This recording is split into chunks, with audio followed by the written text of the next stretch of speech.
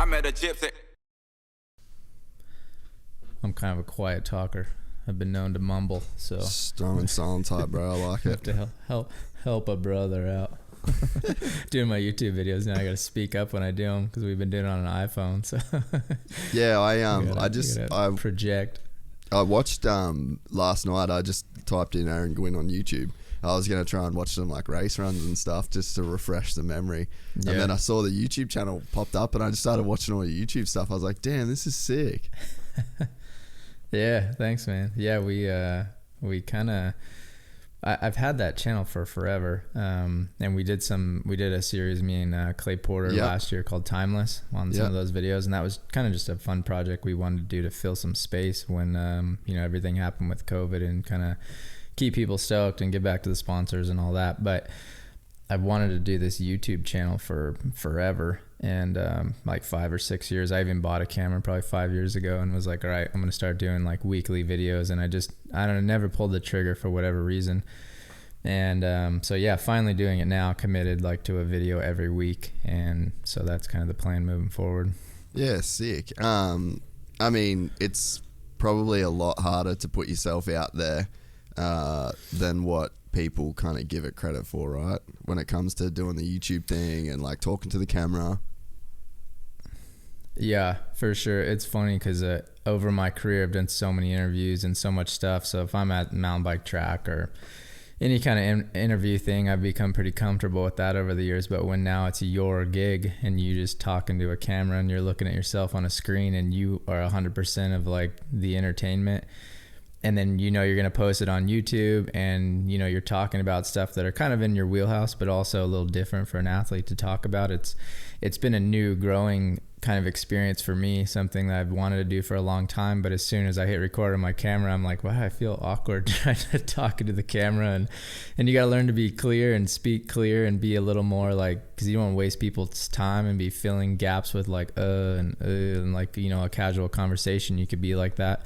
So when you're like, all right, I got 10 minutes or 5 minutes or whatever on this video, like I want people to get as much value as possible in the shortest amount of time possible. So like I try to write out all my notes and kind of like have a flow of the video and what I want to talk about, so I can just kind of hit the points and be efficient through the video. But it's a new process. Like I definitely would be talking and then get confused halfway through and have to like stop and then start again. And so it's coming pretty easily, thankfully, after just a couple videos, and I'm getting more comfortable all the time. But the first one was it was a little bit weird.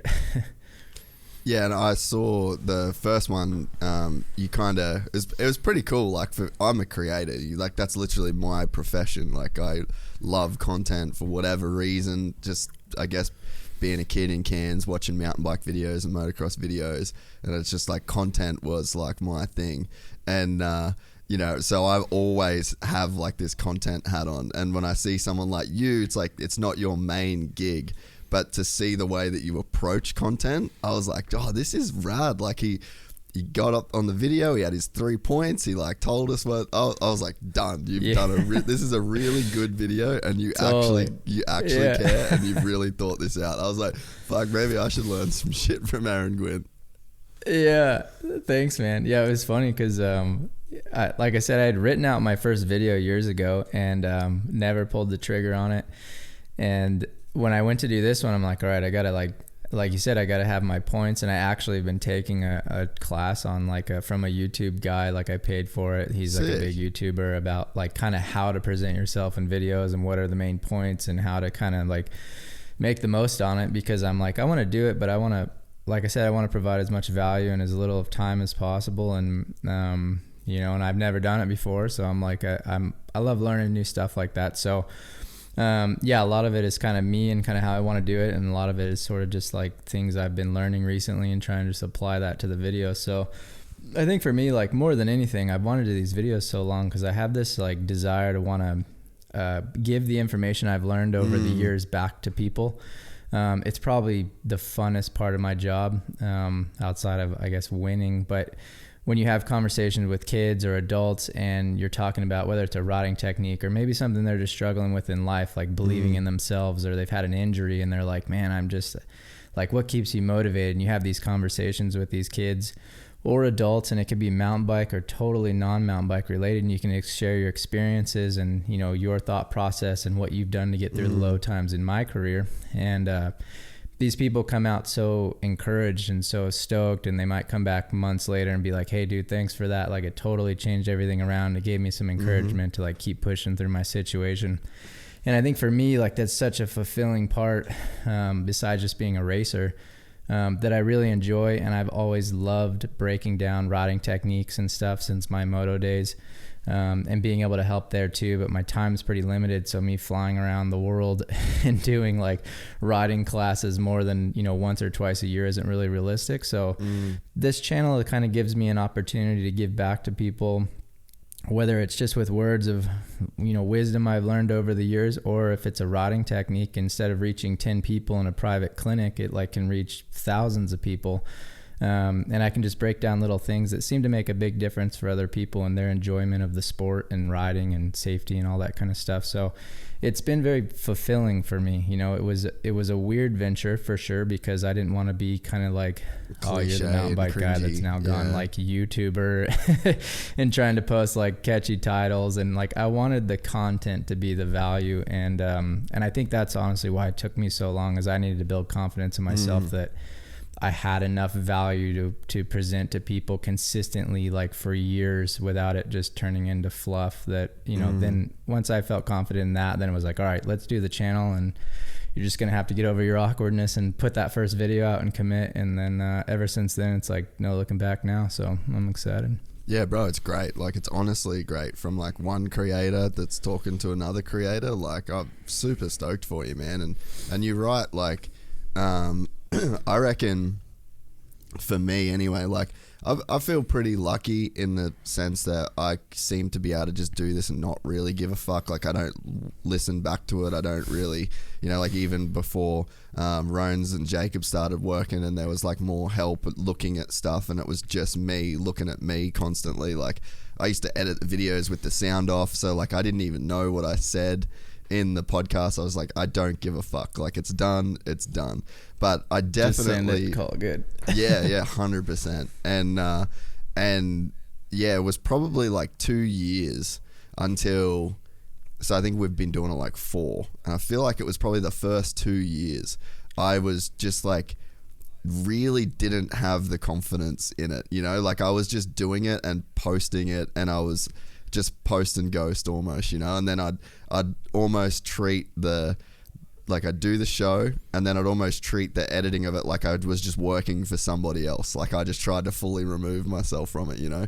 But yeah, it took like a couple years to kind of get over that and be like, it's all good. You're doing this for the right reasons. You're not a dickhead. Just keep, like you said, just add value. Like people seem to like this, and it is like would agree with what you said about it being fulfilling. Like to be able to be like a vessel for people like yourself to tell these crazy stories about their life and overcoming things, and just giving people this like little bit of perspective. And another way I've kind of explained it is like, I feel lucky just through my job. Like I got to film athletes basically, and then you end up interacting with like the top athlete, and then the top manager, and then the top dietitian, and then the top trainer, and then the top marketing guys, so you kind of just get to this level and you're around all these people. And I realized like, oh, this isn't normal for people to have access to these kind of, you know, ideas and stories. And so it's like, this would be cool to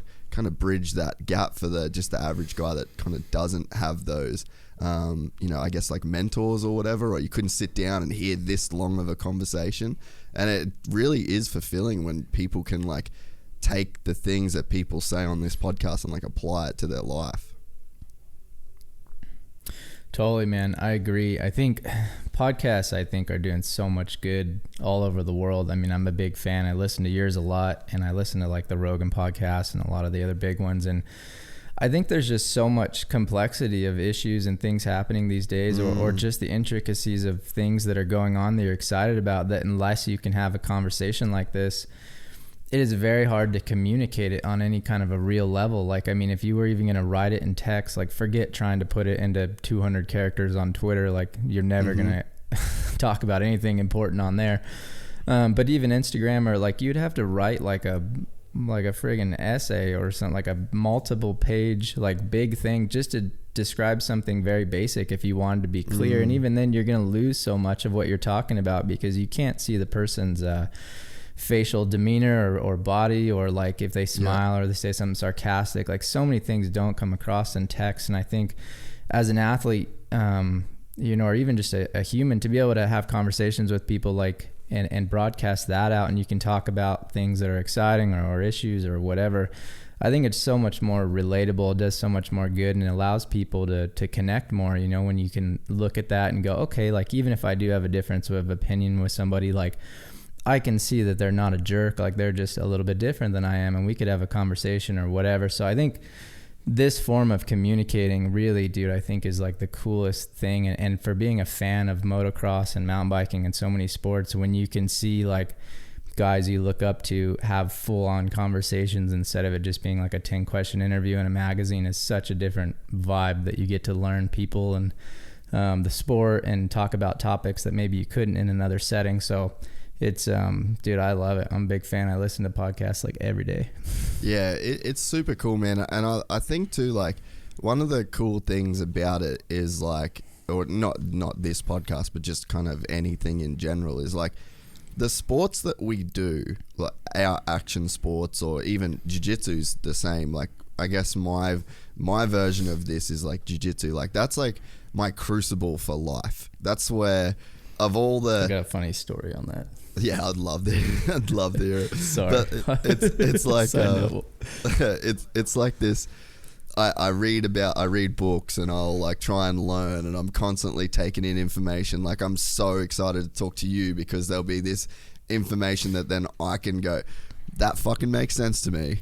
That would make my life better. I'm going to try and implement that. But if you just try and implement it into life in one big go, it's like you can kind of miss the mark. But when you've got like your mountain bike, or when you've got jiu-jitsu, or when you've got motocross, there's like just this little area of your life that it kind of is like a microcosm of like the bigger picture. So it's like put it into practice first in mountain bikes. That's where the passion is. That's where it's easy for you to get up and you know, get out of bed and put in some extra work. Like that's where you start to apply these lessons, and then slowly you implement it there, and then it just filters into the rest of your life. So I think, you know, I definitely believe that, you know, it's just by talking about your sport or listening to, you know, you talk about mountain bikes and then that person applying it, like I really do think it has like this trickle down effect that ends up making you a better person.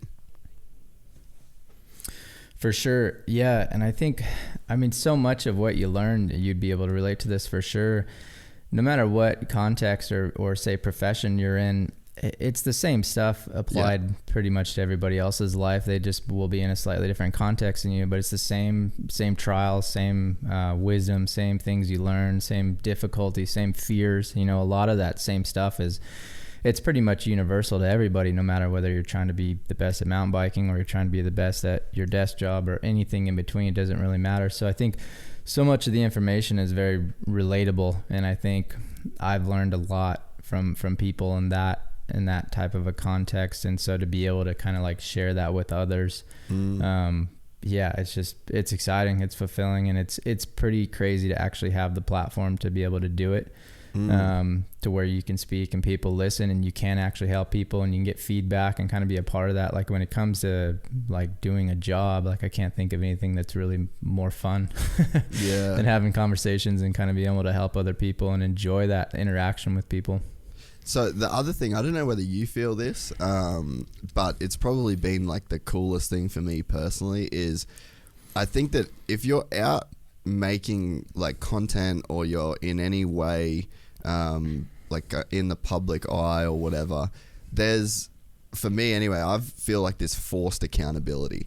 Like if I say something on here, like I need to live what I say. Like I feel like an internal pressure to like not be full of shit. And because I think it's so easy to say something and then not do the thing that you say, you know, especially in like such a quick content fucking, you know, you just post minute clips or whatever. But that accountability has been something that's like really helped my life too, I think.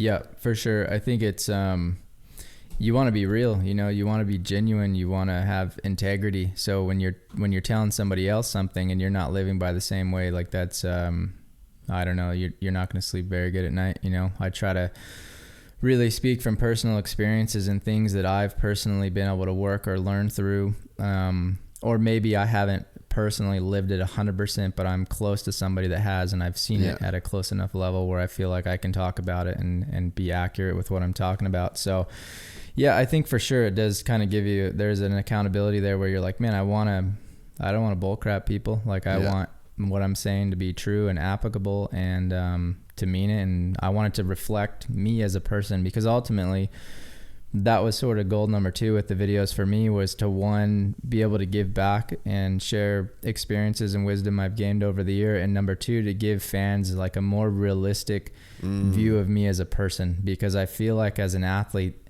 it's getting easier and easier every year with social media and everything else we have going on, but it's been one of the frustrations of my career, especially earlier on, when you have media or people or comments or people misrepresenting you, and you're like, man, that's not exactly, like, that's not anything what I'm like, or not what I said, or not what I meant by that, but they twist it and post a sentence of a paragraph or whatever. And so obviously, like, when you win a lot, and you have that competitiveness, it's very easy to build an image of like, oh, he's this guy that's so serious about winning, he doesn't care about anything else, and you kind of lose like the humanness of somebody when they're just this like dominant force. Yeah. And oftentimes with guys that I'm fans of in motocross, you know, I meet these guys at the coffee shop and I'm like, man, they're such a cool, chill dude. Yeah. Like they're awesome. But if all you saw were their winning interviews and them trying to maintain this level of winning every week, like, you don't get that personableness about somebody. And I think for me, I love interacting with people. I'm a pretty chill dude, like, despite kind of like my race intensity. And so to be able to give people like a more realistic view into me as a person in my life, I think was something I was excited to do too. And I thought something that people would be kind of stoked to see. So that's been kind of part 2 of the videos. That's why I'm kind of doing some vloggy type of stuff and with my like more instructional videos, just to give people kind of a view, like with the one I posted the other day of riding that trail in Utah. Like, that was, I was going to bring this is a normal day of me riding down a trail with my friend. Like, nothing about that video is serious. Like, we're making dirt bike noises all the way down and having a fun time like anybody else would riding a trail. Like, that's 95% of my life is me living basically in that zone. Like, the amount of time I'm actually on the racetrack racing is a very small percentage. So it's cool to be able to kind of show all that other stuff and kind of show that side of you too. Yeah, that was something I was about to bring up, is you did the Kong Trail and you were following your buddy down there. And I thought that was the dopest video because I forgot that it was Aaron Gwin, the fucking biggest badass in mountain biking. And it was like, you got this slow leak and your forks were bottoming out, and then you were like, fuck, this is kind of sketchy. And like, it was like being inside your helmet. And I mean, shout out to GoPro, like those new cameras are insane. Like they actually, I think they've got to the point where they kind of like finally don't take you out of the moment. I feel like they kind of do what they've initially set out to do. Like, they put you in the moment, the horizon set, like, not a GoPro ad, but from a filmmaking point of view, it really kind of keeps me there now, where they sort of didn't in the past. And that video was the first video in a like a really long time where I've watched, and I was like, I'm like inside this dude's head. This is insane. And to see it was very real on your front. Like, there was like a drop you walked, and there was like, you could see you were sketched out. It wasn't just like this big dick energy the whole way smashing down a hill. You were following your friend. It wasn't like this image like send fest mountain bike porn edit. It was just like, this is really what it's like to like be on a trail for the first time and probably be a little undergunned on a trail bike, and like have some shit go wrong. I was like, man, in terms of the goal of relatability, that video to me, you just killed it. Yeah, thanks, man. Yeah, and I think that's what's so cool, like with the GoPros. I've had a relationship with them from, geez, man, I don't know, like since the first GoPro camera for forever. And but with these edits now, it's so easy. Like, you can just put, like, I had a chest camera on and I put one on my helmet facing backwards, and then I just pretty much left the thing running and just went and rode with my buddy for the day, and then sent that footage to my buddy Brock to edit it together. Shout out to Brock. And that was it. Like, it's so easy to get like a realistic view into what a normal day would look like on the trails or whatever. And those cameras are so good now. Like, the quality is, I don't know, the money you would have to spend to do something higher quality than that would be tough. And now you can just put it on your helmet and hit record and start riding. And I kind of forget they're on me half the time, which is good because everything is just like a normal riding experience, you know? So it's, totally. It's super cool because so much of what I've done have been these very edited, polished, like, you know, full speed, like 100% going fast, race edits and all this stuff, which I think there's a place for that. I love watching that and it's fun to do it. But I think this type of stuff is really, it's easy to see people ride sick now. You know what I mean? There's so many cool videos out there. So to do something totally new and different is going to be very difficult. Whereas giving somebody a realistic view into your life, like, that is more rare. And I feel like for me as a fan, like, I almost like that stuff better. You know, I remember when that show came out, what was the moto show that was kind of a behind the scenes one when it first came out? It was kind of like, it was earlier on. It wasn't the Great Outdoors, but it was something similar like that. And they were following like Dungy and some of these guys behind the scenes, like at their house and talking to them and showing them like in their home gym on a spin bike, which at that time was something nobody had ever done. And me being like a huge moto fan and whatever, it was like, to me, I remember watching that and being like, that's so much more entertaining than watching this guy do a scrub again or whatever. Like, I know he's a sick rider, but to see what is his daily grind look like when he wakes up in the morning and he's going to train, and what is he eating for breakfast, and, you know, that kind of stuff, that is what was exciting to me to watch. So I think so many of the videos now are actually allowing you to get to know the athletes and get to know their daily programs, and you relate to it so much because you're like, oh, he eats eggs like I eat eggs in the morning. That's cool. Or whatever, like stuff you wouldn't think about. It narrows that gap where you realize, like, these are guys working hard just like I am. And if I work hard, like, maybe I can be successful like they can be or whatever. Like, it just makes it more relatable than sort of these like hero edits or whatever. So I think there's a place for both, but I definitely love like the behind the scenes stuff, and me being an athlete and loving to train, when you see those guys putting in work and how they're going about it, like it's motivating. It's super fun to watch. Yeah, and I was thinking when I was, again, with just the content hat on, like, I'm thinking about your perspective of being an athlete, still super busy racing and doing that edit. It was like intro while you're in the car, pretty much, like to camera, and then, all right, we're on the trail, and then, a couple GoPro angles, and then you did like a wrap-up thing at the end. I was like, man, realistically, this is not that hard, and this is great content.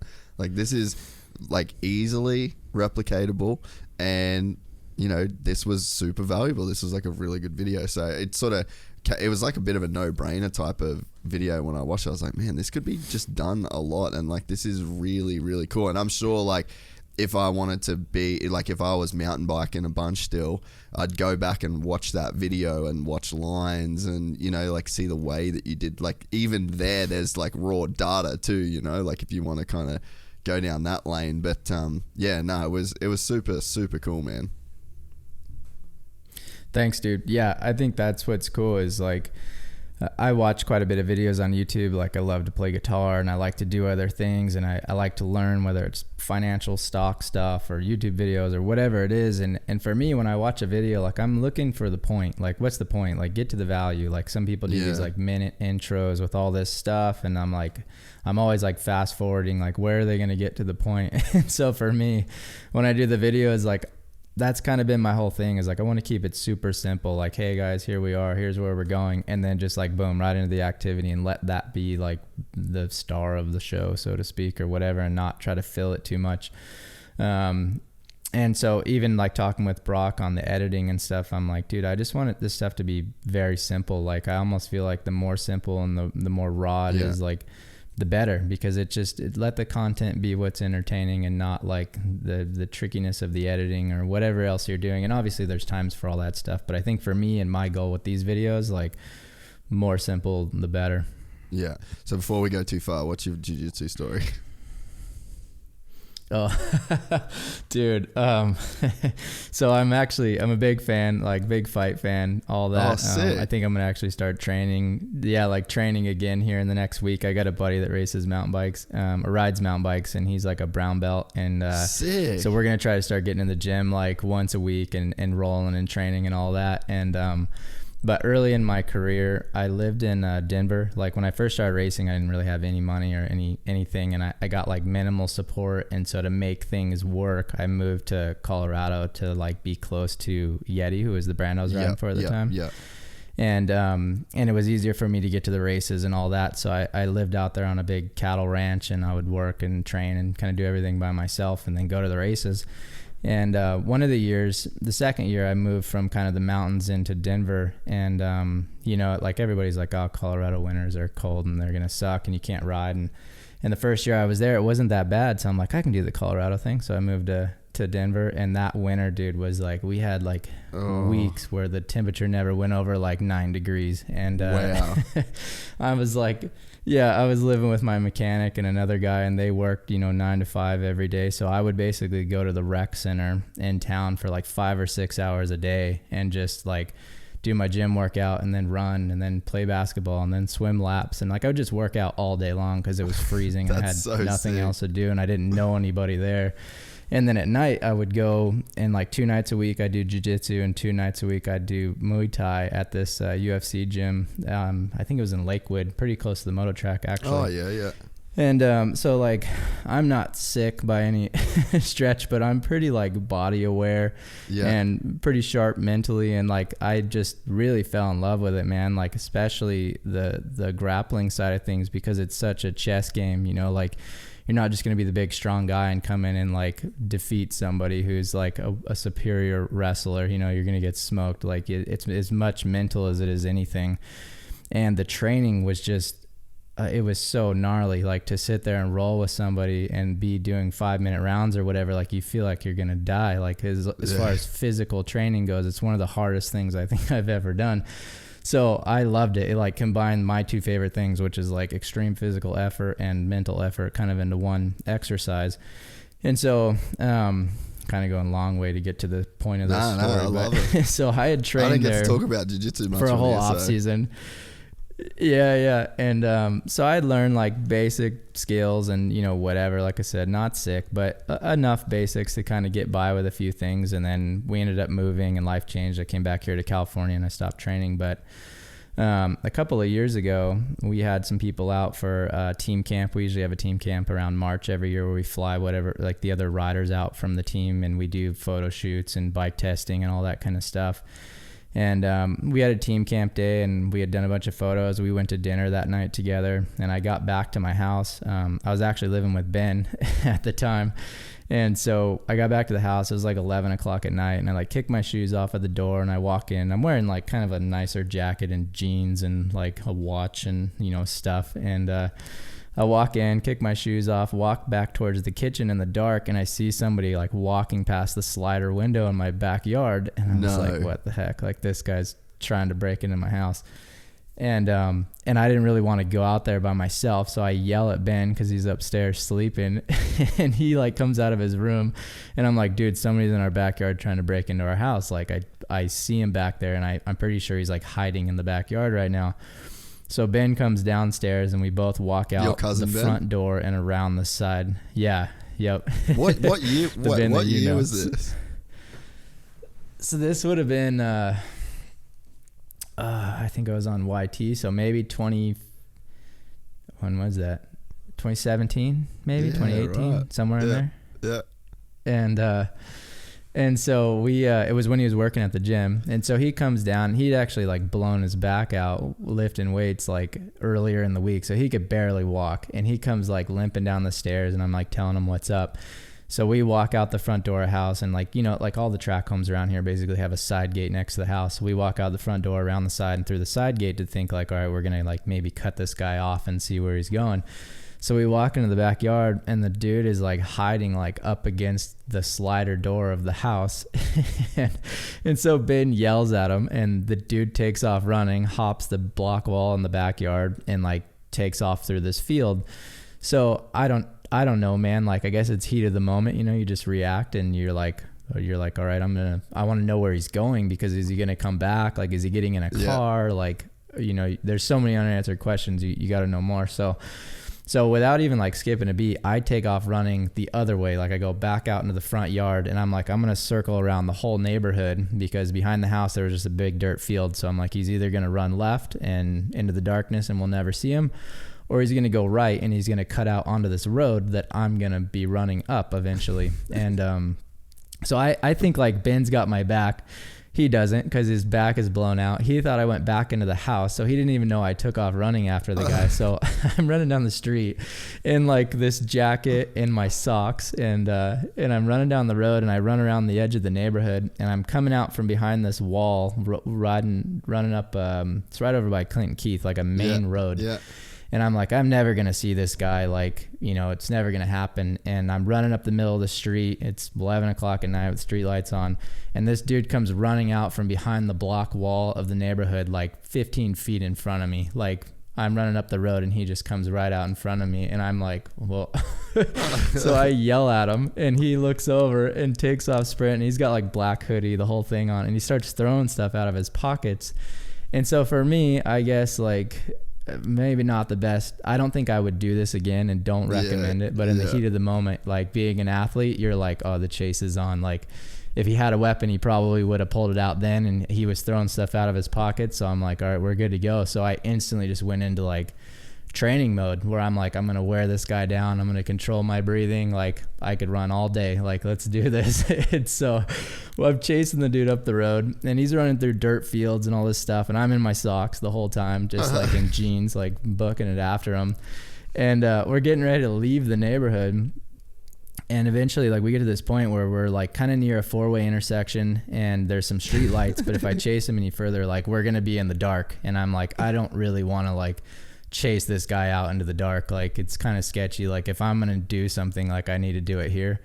And this is not the most well thought out plan, you know, but I could see he was getting tired from me chasing him. So I'm like, all right, I'm just going to like tackle him as hard as I possibly can and hope that will like lay him out.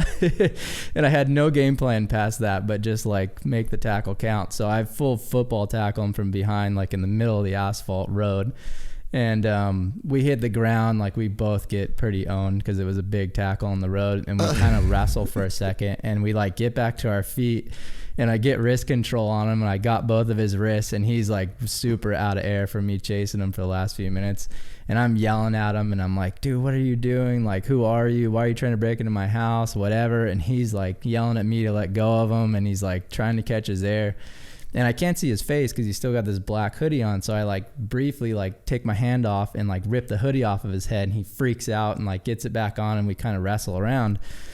And I'm like, what do you do? You know, like, I don't want to fight the guy, but I also kind of want to know what the deal is. But like, you're kind of at this like stalemate, like sitting there holding him.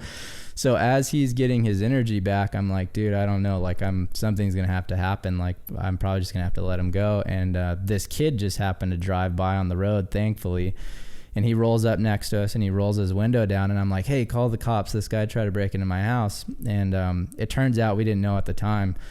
But he just kind of looked at us and then pulled like 20 feet further down the road and then parked and watched us. And I was like, what is he doing? And apparently he thought that it was a setup. Like, he was going to stop to help us, and we were going to jump him and rob his car. And so he didn't want to get out to help. And so I thought, like, well, at least there's a witness. So whatever goes down now, I have somebody that's going to watch it. So I was like sitting there. And so anyways, this guy, I could tell he's like regaining his energy and his breath, and he's not having it. Like, he's getting ready to throw down, and I'm like, dude, I'm gonna have to throw down with this guy or like let him go. And he's starting to like pull out, like I'm holding his wrist, but he's starting to slide out of his hoodie. And I'm like, if I'm gonna do it, like, I gotta do it now. And I'm like, but we were like a month out from the start of the World Cup season at the time. I'm like, I'm not trying to hurt myself or this guy. Like, I just kind of want to know who he is. And so we get to the point where I'm like, all right, it's on. Like he tries to wiggle out of the thing and he just goes for it, like full fight mode, like rips out, tries to throw a punch. So I just duck under it, get like the double underhooks and swing him around and tripped him, did the big body slam in the middle of the road. Oh. And we start rolling around like on the double yellow line in the middle of like a road. And so we're wrestling and I like get back control and sink in the rear choke and like get my legs wrapped around him and stretch him out. And I'm like, oh, you're going nowhere now. And so I'm like choking him out. And by the time that happened, the dude from the car came running over. Yeah, he realized this shit's for real. This guy was serious. Like these guys are thrown down in the middle of the road. And so anyways, we wrestled it out. I got him in the chokehold. And the dude came running over, the kid. And he called the cops. And I basically sat here laying on that dude for like 5 minutes in the choke position, like just giving him just enough oxygen to breathe but not move, like just until somebody could show up. And Ben ended up coming out once the cops showed up because the lights were on and whatever. And so eventually like one of those neighborhood police officers came by like 5 minutes later and he handcuffed the kid, put him on the curb, and then the sheriff showed up maybe 10 minutes after that. And it was like I was conflicted, man, to be honest, because I felt bad because I don't want to be the person to get somebody in trouble like that. But I'm also like, dude, why are you trying to break into my house? Like, are you going to come back? You know, I kind of feel threatened and whatever.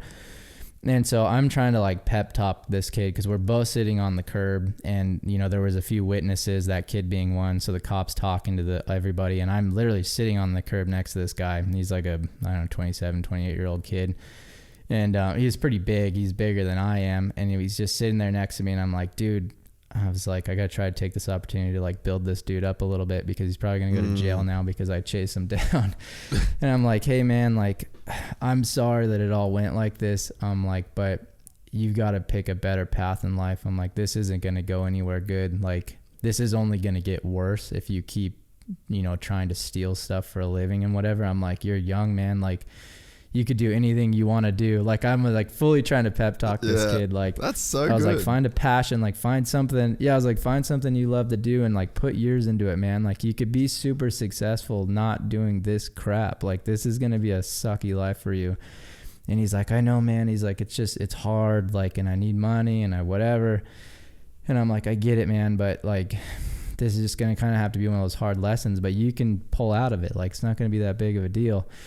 And, so anyway, so the cop came over, or the sheriff, and he's like, all right, so what happened? And I told him the story, and he's like, well, he's like kind of laughing. He's like, you did what? He's like, well, I wouldn't recommend that, ever doing that again. He's like, but good job. I'm glad it worked out. And I was like, all right.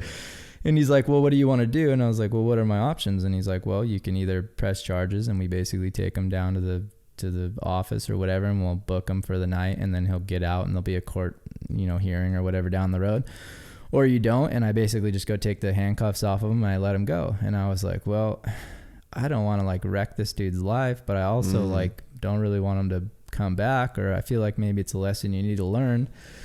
And I was like, and I could tell the cop was kind of like, dude, it's up to you. Like, I can't really tell you what to do. And I'm like, well, I think it's probably best that you take him in and kind of at least book him so we have his name and his information and know it's legit, so that it holds him accountable. He's like not going to come back.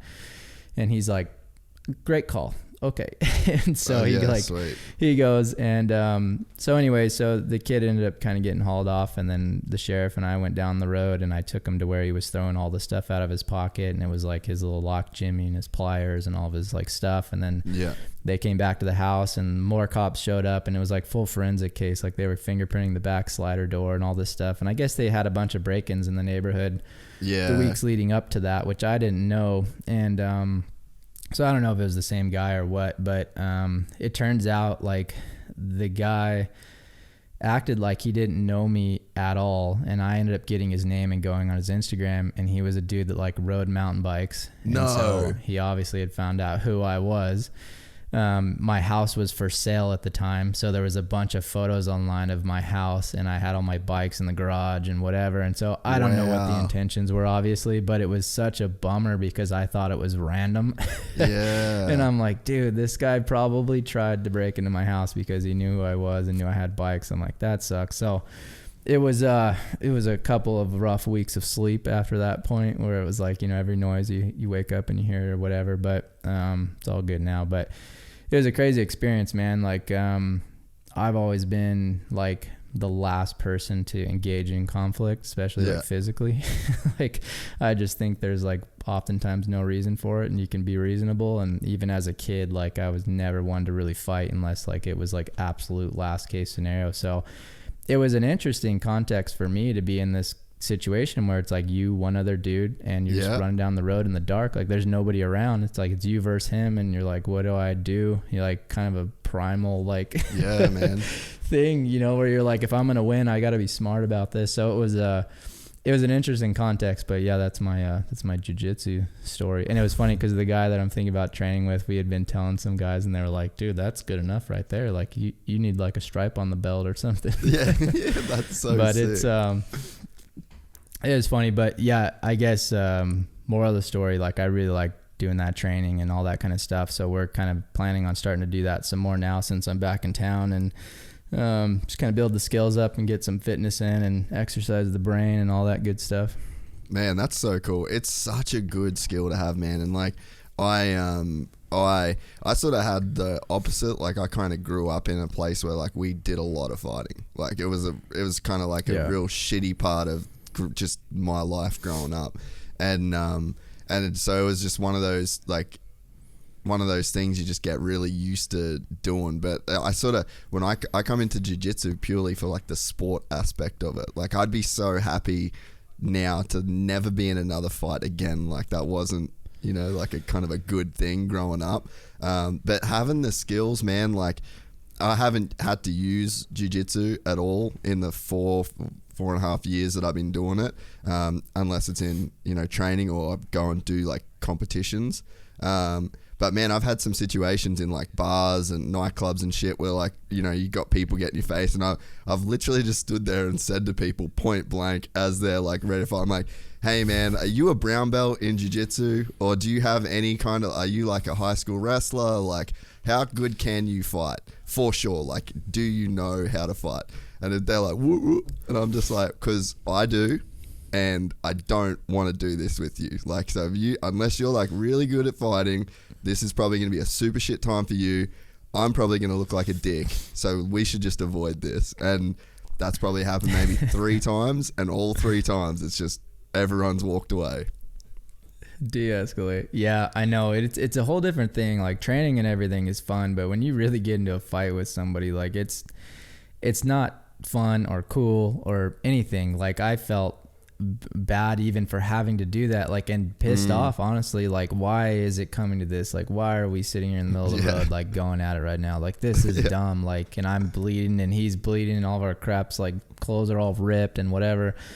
It's like it's not cool. But at the same time, it's like, I don't know, you find yourself in situations, I guess, in life. Sometimes I'd rather be more prepared than less prepared, 100%. Especially being married now and being around like family and friends and kids and stuff. Like if you find yourself in a position, like I'd want to be able to defend myself and defend the people I love, you know? So you hope it never comes to that. And that's obviously not like, you know, but it still could be a reality. So it's, I love training. I love, you know, all the discipline and everything that comes with wrestling. But it's a practical skill, you know, at the end of the day. If you ever need it, it's very difficult to be a good wrestler. It doesn't matter how good at hands or anything else you got. Like if you got a guy that can roll, like that's kind of the most useful skill. And it's also sort of the safest, you know what I mean? Like I didn't have to punch the dude in the face and start throwing blows. Like my only goal was literally just to hold him there until somebody else would come take care of it. So like I was like, got him to the ground as quick as possible and got on him and just tried to hold him. I'm like, I'm not trying to hurt the guy. I'm trying to like stop the situation from going further. So I think that's what's cool about wrestling too. You know, it's like, it's very, it's a useful tool, but it's also like you can kind of stop a situation from happening without causing a ton of harm. Well, I think the really cool thing that for me with jiu-jitsu, so like I grew up doing martial arts as a kid as well. So like my whole life I've kind of done it. But I never did jiu-jitsu until, like 4 or 5 years ago. And I like to spar or to hit pads or it's not that real. But jiu-jitsu, when you're rolling, is super fucking real. And, you know, like tonight, I got class and my coach is getting ready for a fight. So I'm going to go and there's going to be a black belt completely fucking me up tonight. Like proper, you know, like I'm going to get choked. I'm going to get broken. Like it's very real, you know? So like you get into these situations like Dean Lucas is a really good friend of mine. He's actually staying at my house tonight. And Sick. Yeah, he's the biggest legend. But he stayed at my house. He sort of stays once a year. And I was in full training mode, like when he was at mine. And like I wasn't hanging out with him. I was just at the gym every night. And then I'd come home. And did you ever train in the gi when you did it? We did a couple of times, most of the time not in it, so I don't have a ton of experience. Like it's a whole other world. The couple of times we did it, I'm like, all right, this is like a whole nother level. Like dudes are grabbing onto you and ripping you around, and I'm like, I'm like even more out of my element now. But yeah, not much. But I think we probably will when we start training again here next week. Yeah, you should for sure. But yeah, Dean, I was just complaining about like my fingers being sore, and like I was just the fucking biggest sook. And then Dean's like, "Why do you hate the gi?" Because I was just like, "The gi, dude, I'm over the gi. Fuck the gi. I don't want to put the gi on." And he was like, "What's up with the gi?" I was like, "All right." I had like mats in my floor in my house, and I was like, "Put on just the top. Just the top. I'll sit on the ground. You stand up, and I will ruin you." And he's like, "What?" Yeah. Nah. So he puts his gear on. I'm gonna choke you with your own shirt. Yeah, I was like, "I'm literally gonna choke you with this shit that you're wearing." And Dean's like a big athletic dude, and part of me was a little bit nervous, to be honest. I'm giving him every head start that you can give him. And then just like got the gi, like pulled him down, swept him, took his back, and bow and arrow choked him with this gi on. And then he was like, do it again. Same deal, over and over. And I was like, "Man, you got to wear that like jacket and like that whole suit for an hour and do that for an hour." But I was like, what I just did to you, people do to me for an hour. Like this is actually a gnarly experience. And he was like, "Yeah, I get it. Okay, I can see why you don't like putting it on." Yeah, you take your beating for sure. And it's crazy like how good people are. Like you think like, okay, wrestling, like there's technique and whatever. But when you get and you roll with somebody that's a professional at it, like there's a few guys in the gym that I trained in Lakewood that actually fought in the UFC, and they weren't like fighting for titles, but they were like top 15, top 20 guys, like good. Killers. And Killers. Just it's so wild like how quickly you find yourself in the deep end with no way out, like, and you're like, no amount of strength or effort or determination is going to get you out of what they're laying down on you. Like you're just basically going along for the ride. Like it is such a crazy skill, but you have so much respect for the time they put in to learn it, because it's such an art form. There's so much technique in it. Like it is the technique that wins, not the strength or the willpower or whatever. And so, dude, I think it's great. Like if anybody ever has a chance to get in and do that, I think you learn a lot about yourself. You learn a good skill, obviously, but it tests you, you know, in every way. And you got to be able to be humble, because it doesn't matter when you walk into a gym how bad you think you are. Like those dudes will humble you very quickly. And so I like it, man. It's such a challenge and such a cool thing. And it's there's such a ceiling to it. Like you could be a student of that for life and never come close to reaching like the top. Like it's something that you could enjoy for a long time. So I think for me, I love it. I have to be careful, obviously, because of my career. Like it's so easy to like tweak a knee or a finger or something when you're rolling around. And I think that's why I haven't done it the last few years, because I don't want to just go to a random gym with a bunch of dudes that are like trying to prove themselves and slamming you on the ground when you're like, dude, I'm just trying to like drill some techniques here and not I want to go home tonight and ride my bike and train tomorrow and not like prove how tough I am. So I think with my buddy, like when we start rolling, since he's a brown belt and he's an instructor and all this stuff, I'm like, I would way rather roll with him, and we can just kind of go through the motions and like go throw down with dudes at the local gym. But yeah, if people listening, like I think there's so much good that comes out of jiu-jitsu. If you ever have a chance to get in and do some classes, I think you'll learn a lot about yourself for sure. Oh man, and for me, dude, like it is the thing, and I talk about it on here a lot, but it's like that's the thing that keeps me in check. Like, I need jiu-jitsu. My ego needs jiu-jitsu because I can be I can be the king of the fucking world in this studio. I can be talking to cool people, doing cool shit. This is my world. This is like me, me, me, me, me. I leave this office and I drive 15 minutes to my gym, and it does not matter one bit. And it's like, not only does it not matter to the people that beat the shit out of you, but it also stops mattering to me. Like, I'm gone. The whole concept of like me and my life and who I am, and I got to get these many downloads, I got this show to do, I got to do this, I got this brand deal, I got to, all that me shit, gone. And then I leave those classes just like, it's like a bath, you know? It's like you just wash off all of that me centric shit, just a healthy reset. And if I get into the place, just like I was saying, my shoulders kind of a bit jacked, but you know, I had a period of like a month and a half, no jiu-jitsu.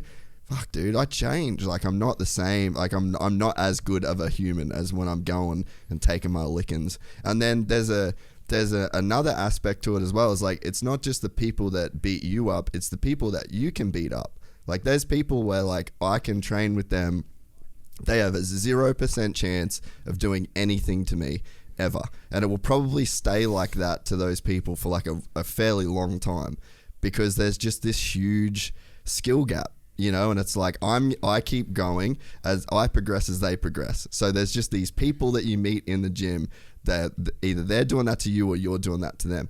And as much as there's this responsibility for you to get beat up, there's also a responsibility when you're like beating up these other people, that like you have to be super humble and you have to be really respectful, and you have to like help people even though you are like kind of belting them in a sense, you know what I mean? Like, there's a real balance of power that you kind of find, and I find that just as helpful as taking the beatings myself. For sure. Yeah. I mean, there's so many skills, and you get to like care for people in a weird kind of way. It's like, just because you're better doesn't mean you need to like slam them and like get crazy. You know, you can still kind of like love the person even though you're like working them over. And because that's what you would want for the people above you. You know, it's like, I want to train and I want to learn, but I don't like want you to like physically try to hurt me. Like, really, like, we're here to train and learn and kind of grow together. Like, we're all in this at the same point.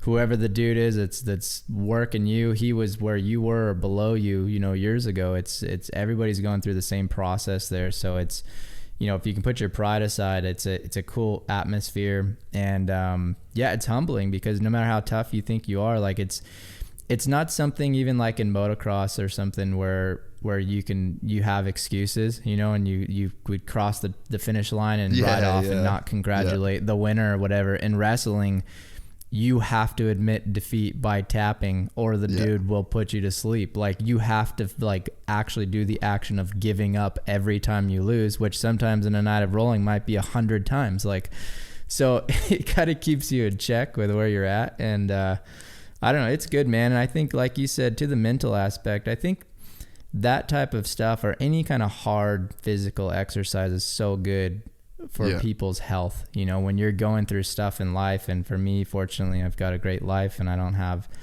a lot of the hardships that a lot of people kind of deal with day in and day out right now. But if I'm having a kind of a rough day, or mentally, like, you know, whatever, things are overwhelming, or, you know, to me, exercise always is like the great reset. Like, you can go into the gym or into a ride or into a rolling session with all this stuff on your mind, or, you know, whatever. For me, like, I'm in contract season right now, so that's like always going on. It's full bore and whatever. And you go like really like kick your butt in the gym, and you come out and it's like, I just feel like it's so good. Like, it's so healthy. Like, if you're not doing that on a regular basis, like, I really think you're missing out. And I'm not talking about like a little workout. Like, I think you need to really like push yourself to the limit, you know, in a safe way, hopefully.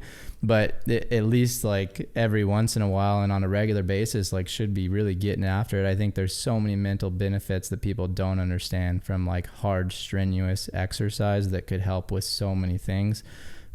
For me, I love it every day. I look forward to it. And I think for a lot of people, they can really benefit from it. It's just, you kind of got to get in there and experience it a little bit. Yeah. Well, that's cool, man. Well, once you start doing it, let me know. Cause there's a guy, he's going to do the podcast pretty soon. His name's Edwin Najmi. He's one of the best black belts in the world. And, he's probably about an hour from you.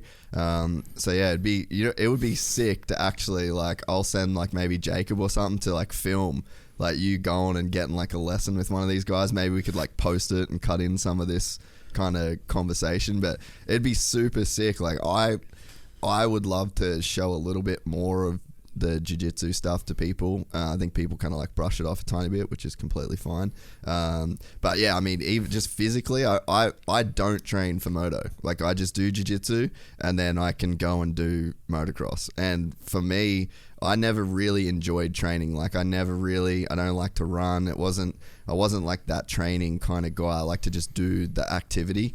But jiu-jitsu is the crazy hard training that I don't look at as training. It's so fun to me. Even, 7 rolls, like 7 5-minute rolls in with like really gnarly dudes that are beating the shit out of you, I'm still having fun. And that's one thing where I'm like, dude, if you don't have time to train for moto and you get arm pump on the weekends, and if like the fitness side of riding kind of takes a little bit of the fun away from it, just go do jiu-jitsu 3 times a week. Put on the gi, you'll get crazy grip strength. Like your arm pump will go away. Like I don't get arm pump at all. So it's like, it's a really, I think it's the perfect cross train. The downside is you can get a little bit injured, but if you can afford that and you can deal with a little bit of pain, like your fitness problems will go away. For sure. Yeah. And that's what I noticed doing it. I'm like, man, I don't know how you would replicate, like the amount of work you would have to do to replicate that type of a workout, like a full body workout where you're working literally every single muscle, like all your big compound movement muscles that you do like in the gym, but also all those little things, because everything is at such weird angles and you're constantly moving. Like it's very similar to riding a dirt bike or, whatever, like to get a full body exercise and then add in the amount of cardio on top of it that you get. Like, I don't know, man, like minute for minute, besides maybe motocross at a high level, I don't know what you're going to do that's going to be a harder workout than that. Yeah, that's cool. It's really cool to hear you say that and to know the level that you operate on as an athlete too, like to have that experience, because the one thing too is like the mental calm in the storm kind of deal. Like, you get in a really crazy scramble, like maybe you've just escaped for something, you're trying to get back up to your feet, or you're trying to get your guard back, you're trying to get some really key grips in the heat of a moment, just to have clarity when you're fatigued and still be able to concentrate. I could see that for you in downhill, like shit's coming at you so fast, you're mentally so fatigued, and to like stay clear in the moment. Like I think that's super important too. For sure. And I think that mindset, it crosses over to so many things in life, because if you learn to control your emotions and you don't let the moment get the best of you, and you focus like, what is the next step I can do that is going to make this situation get a little better? And then what's the next step, and what's the next step? Like, there's no time to panic. It's like, all right, I need to breathe, because if I don't, I'm going to pass out here in about 5 seconds. Like, and then you're like, what's the next little move I can do? Like, you have to be in a problem solving mode. There's no time to like, to freak out and to panic or to, think about anything else. And I think in life, so much of that is what has helped me along the way, is that I'm very much a problem solver. And it's almost like the more intense the situation gets, the more I focus on what is absolutely necessary. And sometimes almost like, I wouldn't say too far, but like, for example, with my wife, she's a very caring, loving person. And so we had a situation one time, we were driving home to my parents' house, and this lady had crashed her car into this like block wall, like almost across the street from my parents' house, and you could see where she'd skidded off the road, down the bank, into the wall, and like the car was still running and smoking, and she was like knocked out in the driver's seat. And we get there, and like I just, there's a few other people there, and they're like panicking, freaking out, and I just like instantly go into like this rigid like mode of like, what are we going to actually pragmatic. do to make this better? Like, like we don't have time to think about the what ifs and like be emotional. Like right now, like what's the next most beneficial step? And for me, I'm like, well, we got to get the car off. Like, and I don't know if these were the right steps, but to me, it seemed logical in the moment because the throttle was kind of stuck on. And so like people are like, oh, try to smash the window in or whatever. And I'm like, I walk around to the other side and like one of the doors is open. You just open it, you reach in, you turn it off. Like, and to me, I'm like, well, this chick is like knocked out right now. Like, I don't know what I'm going to do to help her, but I know if she's seriously injured, like time is our biggest enemy right now. And we need to get somebody here that can like help her like quick. Cause I ain't it. Like, I don't have whatever the skills are. If she's really, she needs to go to the doctor, be in an ambulance, you know, if she's like really suffering. And so I instantly just basically leave her there because she's got other people around her. And I run to one of the houses and I'm like trying to get a hold of some people. And, you know, I go get my phone, I call some people and we try to get the ambulance there. But it was an interesting context because eventually she came to, I think she had like broke her leg or something and she was like kind of bleeding everywhere. But my wife was almost like, man, you were very like not really compassionate in that moment in a way. And I was like, well, I get that you would say that and I understand that I seemed cold, like I didn't care for the person, but to me, like caring for the person while they're knocked out wasn't going to really do any good. Like we needed to get somebody here that could help her if she had an issue beyond just a big concussion and a broken leg, you know?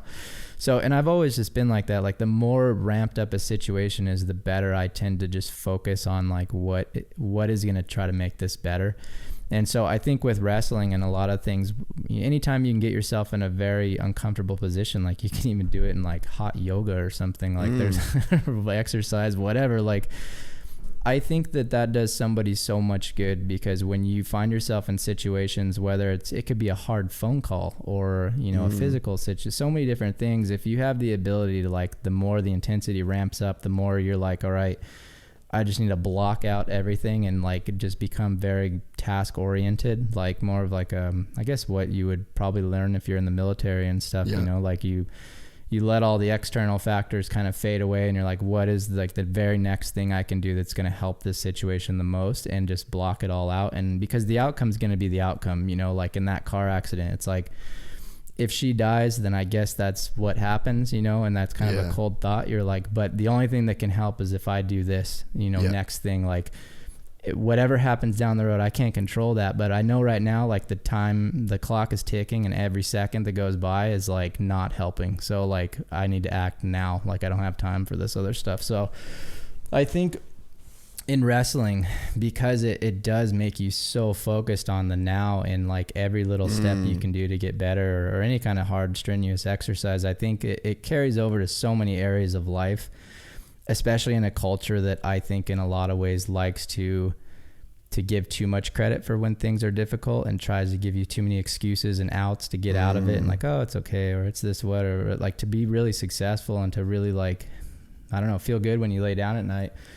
To push yourself or whatever context you're in, I think you need to have a little grit, and you got to be able to learn how to focus in those situations and push through them and make the most of them and not look for the out or whatever. So I don't know. For me, I think, you know, anything that has to do with that has always been stuff that I've enjoyed, even though it can be a little scary. Yeah. And stuff I've tried to excel at, you know, like another example, I guess, would be, one of my trainers, he's our team manager now, Todd, he lives up in Canada. He used to come down here like every year for a motocross clinic because he's a moto trainer like from way back.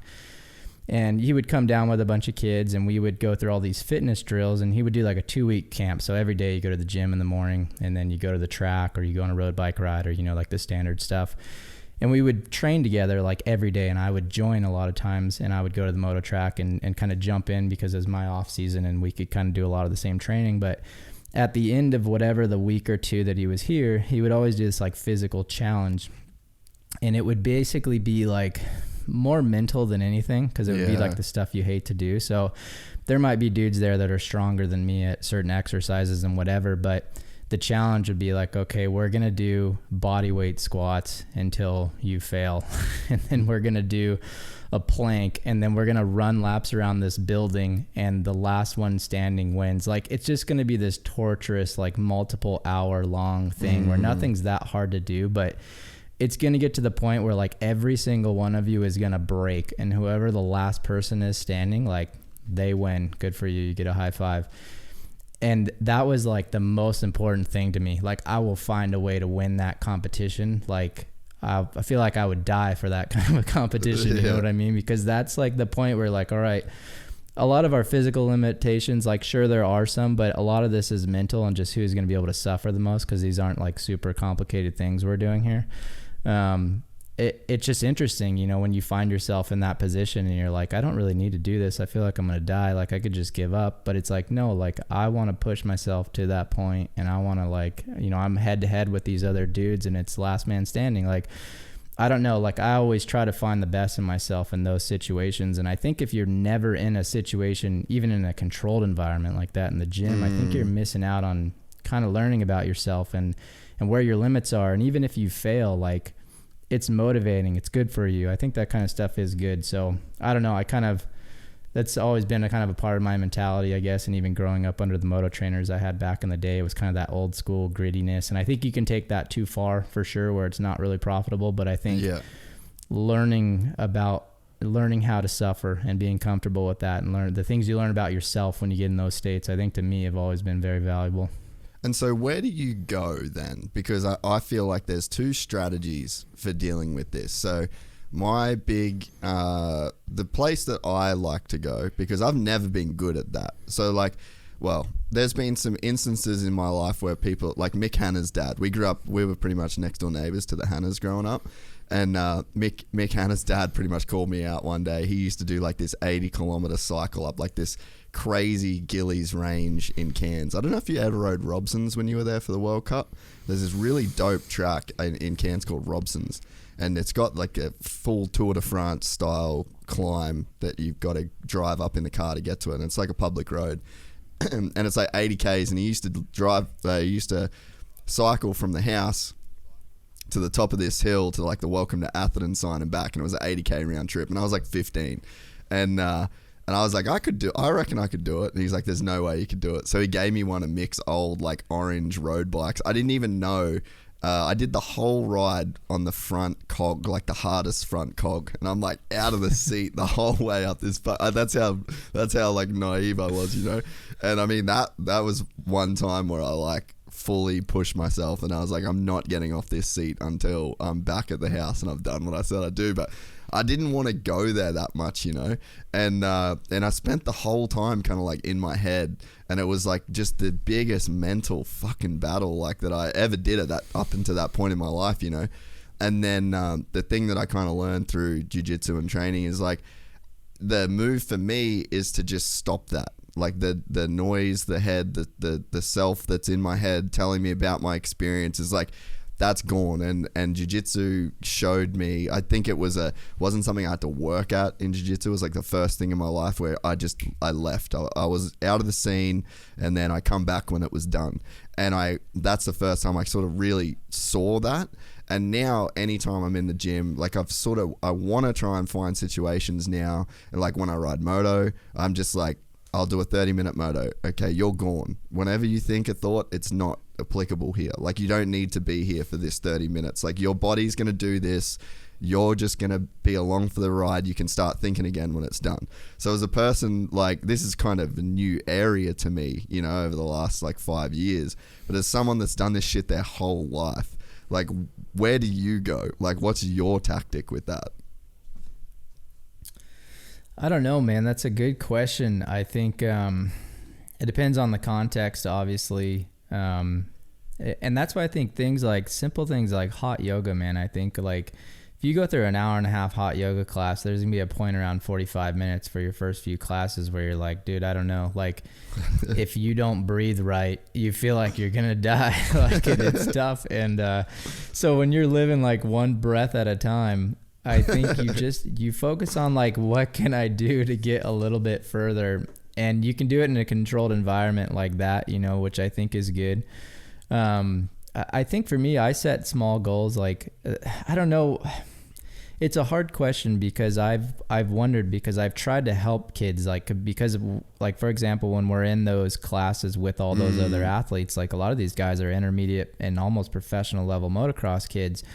and they're younger and they all come from different backgrounds, and some of them are gritty and some of them just aren't, you know, and I try to like, how do I, you know, we'll be doing these exercises where we've been holding a plank for like 25 minutes or something like that. Or, you know, a lot of times it starts earlier than that and they're shaking and you can tell like they're fine, but they want to give up. And I'm like, how do you teach that? You know, like, does it come through experience? Does it come through motivation? Does it come through life experiences? Like, what is it that makes somebody have that? And somebody maybe, I think it's inside of probably everybody to some extent, but how do you pull it out? Because it's very not natural for a lot of people.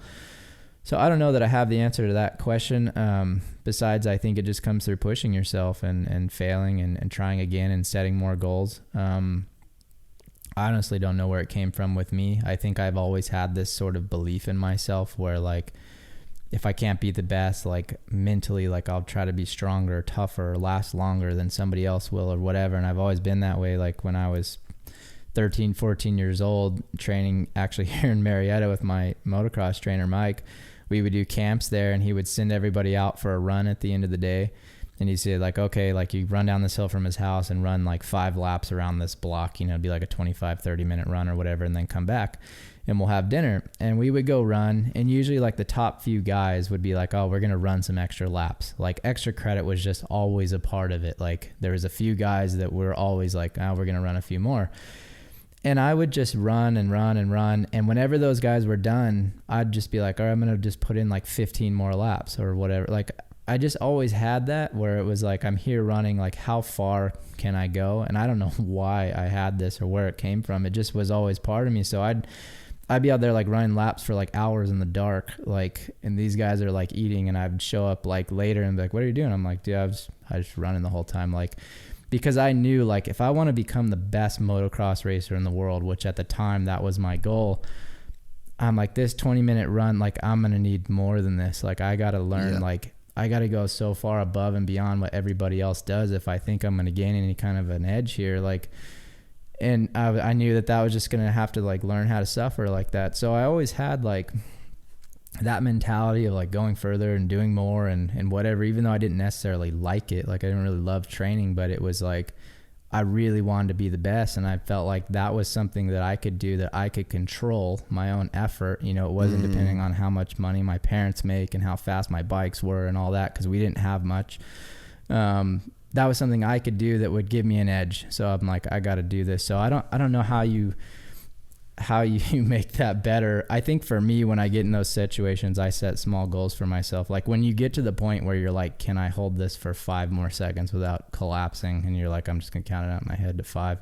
And you get to 5, you're like, how about 5 more? Like, how about maybe I can go to 20? Like, I just keep setting small goals because it's interesting, like mentally, how you can keep yourself into it by just like focusing on just the next couple of seconds. And if you're suffering to the point where you can't think more than 5 seconds ahead, like you've got yourself to a pretty good position. But it's such a mental thing. Like it'd be like riding a road bike. It's crazy how you can be in the zone, like really like close to max heart rate, like on a road bike, climbing a big hill, and you're like in the groove and you're feeling good. And you're like, dude, we're crushing it right now. But you're staring at the ground right in front of you. And as soon as you lift your head, you realize like you're not close to the top of the hill, and you get this energy jump that literally feels like you just went down 50%. Yeah. Just like that, because you looked up and realized like, oh, I've got longer to go than I thought. And it's like, but if you never would have looked up, you actually felt pretty good, even though you're on the limit, you know? And so for me, I think looking very short in front of you when you get in that, like, what's the next thing? Like, well, I obviously need to control my breath a little bit more. I'm just going to go one breath at a time. Like, that's how I get through it, I think, is very small goals, one at a time. I try not to like look towards the end result. Yeah, it's so interesting. It's become so interesting to me in the last few years, especially, and like I just fucking respect savagery so much now. You know, like people that can just be a real savage, like mentally. You don't have to be, you know, like you got like a physical savage, like someone sport wise, or that can just push themselves like mentally, or even like my best friend Sam, like he's not fit at all, but it's like he's a savage, like he business wise, like his motivation wise, and you know, for me, I'm always looking for these like little things that I can kind of take and try and make it easier for myself, not just in like physical sense, but even just mental sense. Like what you said about you look down and then you look up and then it's you can feel that energy drop. Like I feel the same about just motivation in general. Like I had this experience. I was at home and it was like a Sunday morning and the weather was epic, and like I'm literally locked in my room with the shade drawn down because the brightness was like stopping me from seeing my screen properly. So I'm literally shutting out the world on an epic Sunday on the Gold Coast, 300 meters from the beach, and I'm making fucking YouTube thumbnails. And I was just sitting there and I just like, it crushed me. Like I had no motivation, you know? And then I was halfway through cutting someone out in a thumbnail, and then I click into my iTunes stats to refresh my iTunes, you know, like to see a few extra thousands hit up on the month. And I knew that there was some like motivation tied to that in a weird way. So it was kind of like looking up at the hill, you know? And then I like refreshed the thing, and then instantly I had like this insight kind of hit me where I was like, whatever number that says, you were in your mind, you were going to give that a value. So like, let's say it's 3,000. Let's say it's 10,000. You're the one in your brain that is going to define what that means to you. That number's arbitrary. Like it exists out there. You'll refresh the screen and you'll see a few extra thousand come up. And if it's 10,000, you'll probably get through this thumbnail real quick. And if it's 2,000, you're probably still going to be bummed that it's Sunday, you know, but like that number's just so arbitrary. Like it's all comes from like the value is not in the external world. The value is the meaning that you place on it internally. And I was just like, fuck that. I'm not even looking at that thing. So then I like just clicked straight out of it and I just powered through work. I was like, motivation is bullshit. There's no such thing as motivation. All it is a story in your head. And it's like, you can let that story affect you in the same way that, yeah, when you look up at the hill and you see that you're not that far, you're going to tell yourself a story that, oh my God, it's still far. I'm just like done with that shit. I don't want to be that guy anymore. And that little thing really stuck with me, like there is this value that you give to whatever the outside thing is that you're looking for. Yeah, I think a lot of it comes with questioning your motives on why you do something, and you need to be honest with yourself. Like, am I doing this because I only want the reward? You know, because obviously the reward is part of it. To say like, it means nothing would be kind of stupid, but at the same time to value what you're doing because you just want to do your best work or your best job or give it your best effort for yourself. Like, I'm a human, I have a body God gave me, it's very capable. Like, I want to get the most out of this thing while I'm living. Like, I want to prove to myself, like, if nobody's watching, I want to be like flat on the floor after this workout and know like I gave it everything I had according to like whatever my trainer gave me or whatever. Like, I want to get the most out of this. Like, and it's just because you want to accomplish the job and you want to do it great. Like, you want to like reach a form of greatness that is defined by only you know, because you know how much effort you put in, you know what I mean? No matter what anybody else sees, like, I want to be like, I gave it my best. And to me, that's the most fulfilling. I've had huge highs in my career and big lows. You know, right now I'm kind of in more of a low in ways, at least when with results go. But I sleep very well at night because I know, like, man, I had the best off season I've ever had last year. I did more training, more testing. Like, I have integrity and within myself. Like, I'm like, I gave it everything I had. Like, you can't give more than 100%. You know what I mean? It's like, I did the best I could do.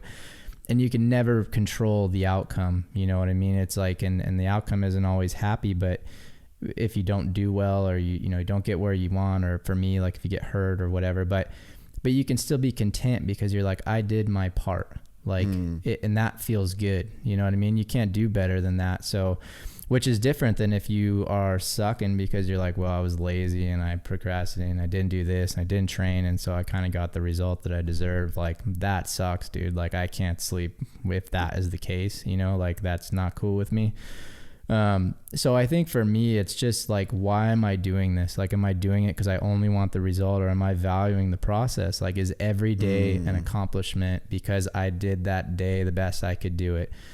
And for me, that's where I try to go, you know, as I go, look, man, the outcome is going to be the outcome. You can never guarantee success, and success is never owed just because you put in hard work, but it definitely increases your odds. And I think you will live a much more fulfilled life if you are giving it your best, and you know, like, oh, I gave it my best. Like, I can be proud of that, like win or lose, you know, success or fail.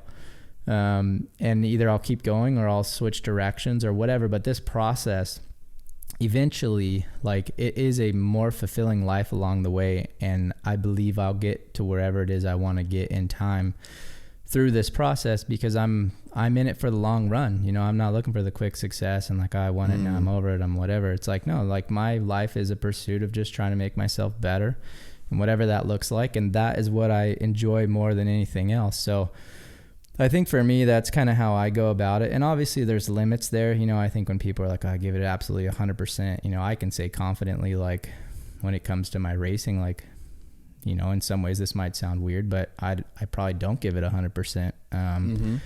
As much as I push and as much as I train, it's not 100%, because I value other areas of life more. I give what I think I need to give to try to be the best in the world at what I do, but I could always do more. You know, I could ride for, you know, 15 hours a day, I guess, technically, when the sun's up or whatever. But it's like, I value my relationship with my wife, and I value, you know, my own health and my longevity and all these other things. And I'm like, I'm not willing to give up everything, like, at least at this point in my life, like, for an extra 2%. Like, I would value the time with my wife or spending time doing something else than just having like another 30 minutes on the bike or whatever. So I think for everybody, it is important, because you hear so many athletes be like, oh, you just got to give it 100%. And you're like, dude, do you realize what 100% is? Like, I don't know if anybody ever really gives it 100%. And I think if you want to be happy in life and you want to be successful long-term, you've got to find that balance, you know? So for me, I'm like, I want to give what I feel I need to give to be the best. And then I want to stop there, you know, because I want to enjoy all these other areas. There's so many other things that are important to me. So I think that perspective, it kind of sounds like it contradicts this last conversation we've been having, but I think there's a way where you blend those, and in time you find a reasonableness, because even in training, rest is really where you're getting stronger, is in your recovery. You know, there's a point where you go, as much as I want to grind myself into the ground and prove to myself, like, I want to get every last bit that I can.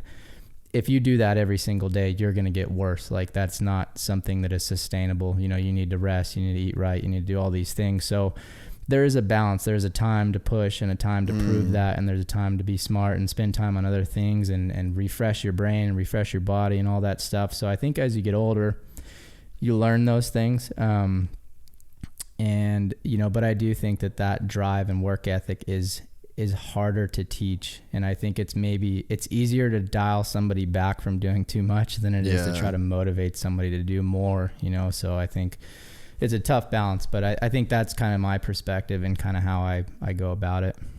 And so when, like, you're a moto kid, so, you know, you started racing pretty young, and then, like you said, you wanted to be the best in the world at moto, and you were like really seriously training for it. Do you think that is just kind of like a moto mentality? Because it seems like for you to me are like, you're the mountain bike Cooper Webb. Like, you're just the American badass.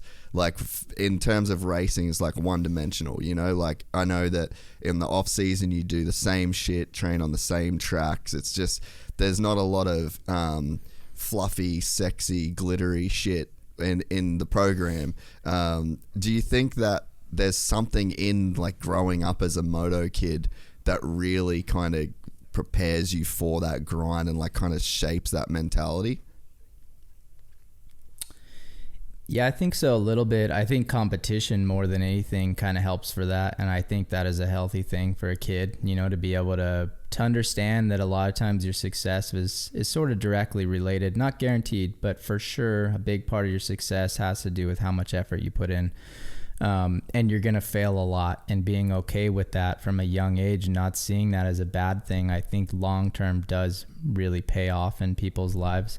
I grew up racing BMX before motocross, so I started racing BMX when I was 4 years old. I guess I just had a lot of energy as a kid, and I couldn't sleep at night, so we found a BMX track, and my parents were like, man, this is the one thing you could do, and you come home and you actually sleep through the night. Yeah. And I would go and just like laps and laps and laps and laps at the track, and I loved it, man. Like, I've always loved two wheels. My dad rode motorcycles when I was a kid, like used to take me to kindergarten on the back of his like Honda Hawk every morning, and you know, whatever, like we were that kind of a family. And he always had a dream to race motorcycles, but his dad was never into it, and so he never had a chance to do it. And so I think just riding with him as a kid and whatever, like I always loved two wheels. So we started on BMX. By the time I was 6, we were like traveling all over the country racing nationals, and you know, when I was 8, we were flying around the country racing nationals, and we had the whole deal. And it was so much, you know, there was a point when I was 9 where I was like already had gone through like 4 or 5 big years of racing, and I was kind of burned out. Like, I just wanted to hang out with my friends and whatever. Like, it was like full bore. And then, you know, I played some regular school sports and whatever, and then I got into motocross when I was 12, so that took off pretty quick because I had a good skills base from BMX, and we kind of did the same with moto till I was like 17. So yeah, I mean, I just had like a whole lifetime of that process of pushing myself to get better, you know, having successes, but really having more failures than successes. Like, a lot of my big wins and success in my career didn't really come till the mountain bike days. BMX, I was super fast. I had horrible gaits as a kid, so like I had a hard time at the nationals. I was like pretty much always the fastest kid, but I had a really bad gait, so I would finish, you know, 2nd or 3rd all the time because I was always coming from 6th place or 8th place. The national I won, I think I came from 6th, and so it was never easy. Like, it was always hard. And then in motocross, same way, like, you know, we didn't have a ton of money to have fast bikes. Like, I was always on stock equipment for the most part. And I wasn't a good starter. I was always coming through the pack, like always fighting for like every position. Had a lot of injuries the last few years, and I had some weird ones, like where I'd get landed on the first lap and like stuff where it was just, it felt like it was out of my control. I'm like, man, I'm doing everything I can, and like I just can't catch a break. Like, everything's going wrong. But it was just, I don't know, like you know, when I was young, I didn't have the maturity at the time in ways to, like, you know, some of that did sort of overwhelm me a little bit, and I ended up stopping racing because it was just like, it was a lot. You know, my parents were gathering debt, and they were all in to help me race, you know, but they were like, dude, if you decide you don't want to do us, please let us know, because we're like kind of burying ourselves here. Yeah. And so, I mean, life was full of, as good as life was as a kid, I had a great childhood and 2 awesome parents that supported me in everything I wanted to do. It was never easy. Like, we didn't catch the breaks, like, almost ever. Like, and it seemed like every time things started to go right, something bad would happen and set us back. So I think that process, by the time I was 20 and fell into downhill, like literally randomly through a friend, I felt like I had so much experience, so much perspective, and so much drive left that it just it happened very quick for me in downhill, because I felt like my whole life had prepared me for that moment, and I was like, all right, I'm ready now. Like, I've got the maturity, I've got the drive, I've got the grit, I got everything I need. I just need to basically perfect this skill and my weaknesses. So I think that's the other thing is valuing that process. And I've got a YouTube video I want to do on this soon about believing in yourself, and why you should believe in yourself is more than like a hype statement. You know, I think everybody should believe in yourself, because if you're a human, you know, you have the mental ability to learn, to take in information, to learn, process that information. And if you can learn information, you can eventually perform that information. The more you perform it, the more you learn, the higher level you will achieve. So it's kind of like a pretty easy equation there. You know, it's not like this big hype statement. It's like something everybody should believe. Like, in time, I think I can reach at least a level of greatness in something. Like, that's a very reasonable thought, I believe. And even if it's not in your category, like for BMX didn't work out, it's like, but if BMX wouldn't 100%. Have done what it did, I wouldn't have been as good at motocross. And then if motocross, it didn't work out, but it prepared me for mountain biking. So valuing that process is like, eventually everything you're learning, like, it's just going to build this skill set that is going to make luck much easier to come by. And like I said, and you'll be proud of your effort, you know, because you're moving, you know. And I always thought, like, to switch topics a little bit, like, I've always tried to just do my best at everything I'm going to do. Like even in school as a kid, like I didn't like school, but I was a straight A student because I'm like, I got to be here for 6 hours, 7 hours a day. My parents said basically, if you don't get A's and B's, we're not going to let you ride your dirt bike. So that was a bit of motivation, but I didn't really honestly need it because it was like, I don't want to waste time. Like I'm going to be here 7 hours a day. Like I want to like learn what it is to learn, even if that is just, even if I'm not going to use this information for the rest of my life, you know, in some ways, like certain equations or whatever, like that's not really practical to my everyday life, but I'm learning how to learn. And I know that that will pay off down the future in whatever I do. And I value that process. I want to make the most of it. We're here. So that's kind of been my whole life. Like I always believed someday I would do something great. I had no idea really what that was. I wanted to be a racer, but I didn't know. But I knew that like just giving it my best every day was a fulfilling process day by day, but also increasing the odds for success in the future. And that was kind of like just always my constant drive every day. So I think, I don't know, that was just my mentality, I guess, overall as a kid. And it started at a young age. I don't even remember really why or how. I just remember always sort of having it. Man, that's so cool. I am basically on board with everything that you said and could pick that. I could pick just that apart for probably 3 hours. But I mean, I so badly wish I had that as a kid. Like I feel like what you explained, I learned through my 20s, and I am now trying to apply. Like, you know, I feel like 28, 29, I really was like, all right, I'm just going to apply all this shit because I'm kind of just pissing in the wind here, you know? Like I got all of my fun out of the way in a sense, and I traveled and I just did I just lived like this fucking crazy weird life all through my 20s in the States, but I never really applied that stuff, and now, man, like I'm finding so much fulfillment in my life by applying like so much of what you said. And learn how to learn might be my favorite sentence in the world at the moment. Like I read every single day. I get up at 5 a.m. and like this morning I didn't have that much time. I picked up a chapter of a book that I read like last year. You know, it's just commit to doing it. I love it so much now, and I will read anything because I just want to learn and to know how much you don't know. And you know, it's almost like the more I read, the dumber I feel. And I love that. Like, because, you know, there was probably a point, like, all through my 20s, I was a smart person, a smart kid. Like, I thought I was too smart, you know? And it's like, when you learn and you learn how to learn, you realize that you're not even learning the stuff. You're still learning how to learn about the stuff you're trying to learn about. So it's like, just dive into this infinite, like, ocean of shit you don't know and just embrace the fact that you really... like there's so much room for you to go here. And then like I just enjoy that process. And like I think one of the coolest things or like one of the things I try and get across to people is like, the more you learn about something, and you know, you can use jiu-jitsu, you can use motocross, you can use mountain bikes, you can use the stock market, you can use guitar, like the love and the depth and the joy that you can extract out of something, the deeper you get into it. Like I've been doing jiu-jitsu 4+ years. God damn, I love it. Like I still learn so much shit, and every day I'm like, I don't know anything about this still. Like I still suck. And it's like the podcast, I'm like, this still sucks. Like this is so janky and shit. Like I'm barely pulling this off. Like I could do so much better at this.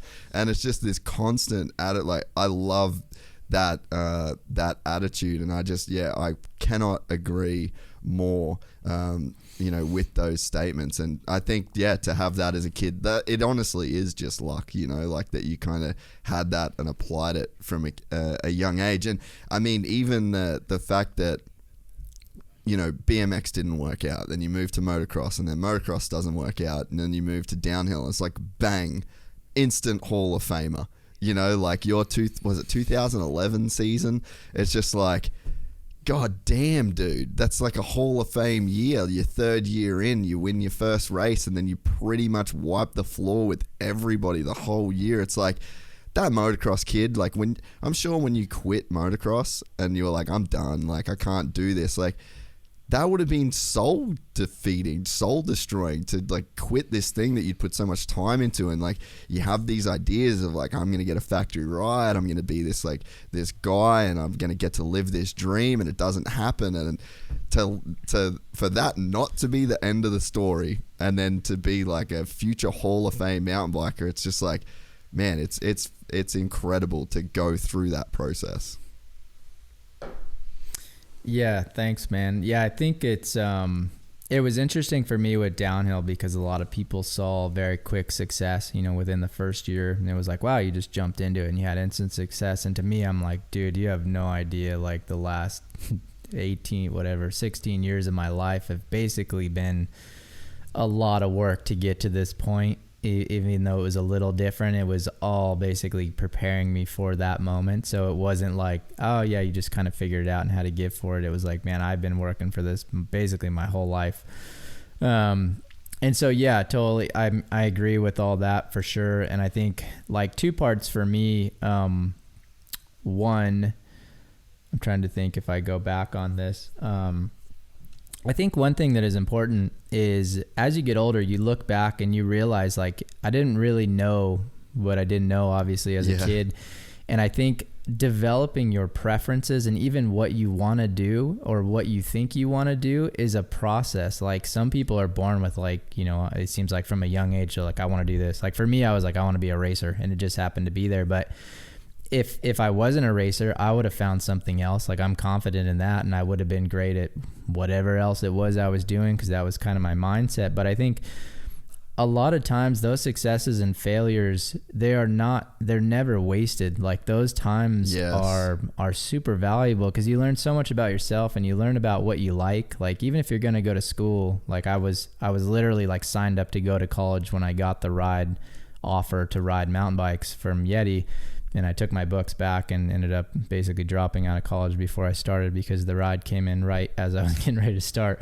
But I remember thinking like, dude, I have no idea what I want to do. Like I've raced my whole life. That's all I've ever known and wanted to do. And now like I'm going to go back into the regular world and find a job. And I'm like, well, that's fine. Like everything's going to, you know, you're going to be fine. You're going to work hard and you'll find what you like. It might take you some time. Like I had no idea, you know, at that time what it was going to be, but it was like, I got to develop my preferences here and figure out what it is I want to do. And I'm not going to do that by sitting at home on the couch, staring at the wall or the TV. Like you have to actually go try stuff. And as you try things, you realize like, wow, I got this interest for this. Like, this is so cool. Like I want to do this more. I want to like maybe veer off a little bit. Or you go like, nah, I don't really like that at all. Like, let's check that off the list and move on. But that process is how you find, to me anyways, like where you're going to end up. So it's never wasted time. I think a lot of times people don't want to start something because they're like, if I can't be guaranteed that this is what I'm going to want to do or be successful, like I don't want to waste my time. It's like, nah, there's never any wasted time. I don't think. I think it's always developing your preferences and getting you ready for whatever it is you're going to end up doing. So yeah, that's one part of it for me. And I think the other hand is time doesn't stop, man. Like you can sit on the couch for 3 years, or you could build an epic set of skills in an area. 3 years is not a lot of time, but it also is a lot of time. You know, if you commit to something for 3 years, you're going to learn a lot, and that time is going to go by whether you are learning or you're not.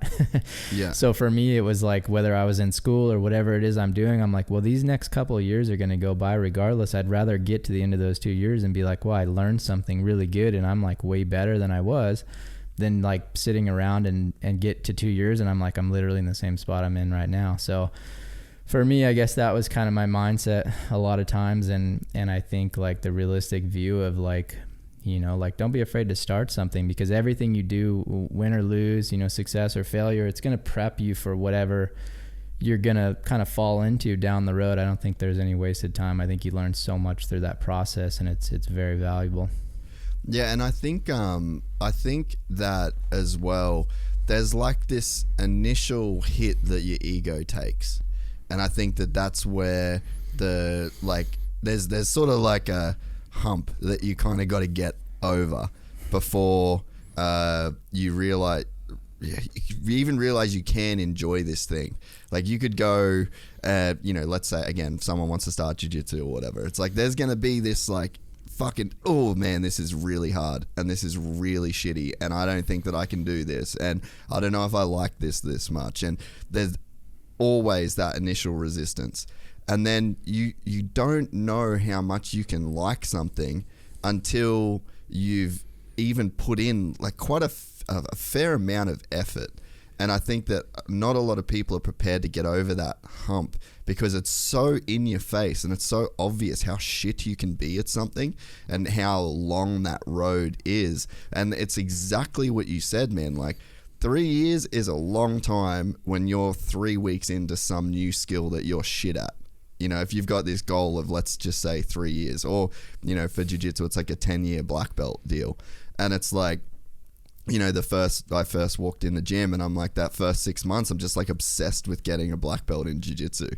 And then I trained the other day with my mate he's my coach, black belt, and I grabbed his belt. He was like getting changed, and I was like, fuck, it'd be cool to have one of these. You know, I hadn't thought about it in literally a couple years, you know, because you just get in and you go, at the start, it's like so far away and it feels like this mythical sort of thing, and then you're so focused on it, and then after a while you like get into this groove and that sort of stops becoming the reason that you do it, and that resistance goes away and you can just kind of cruise, and then you hit that point you spoke about where you're like, you can look backwards at 3 years and you're like, man, that went by like kind of quick, and then the next 3 you've got this new perspective where it's like, who cares, the next 3 years it'll just be what it'll be, like I'll just go and I'll show up, something will happen in those 3 years, you know.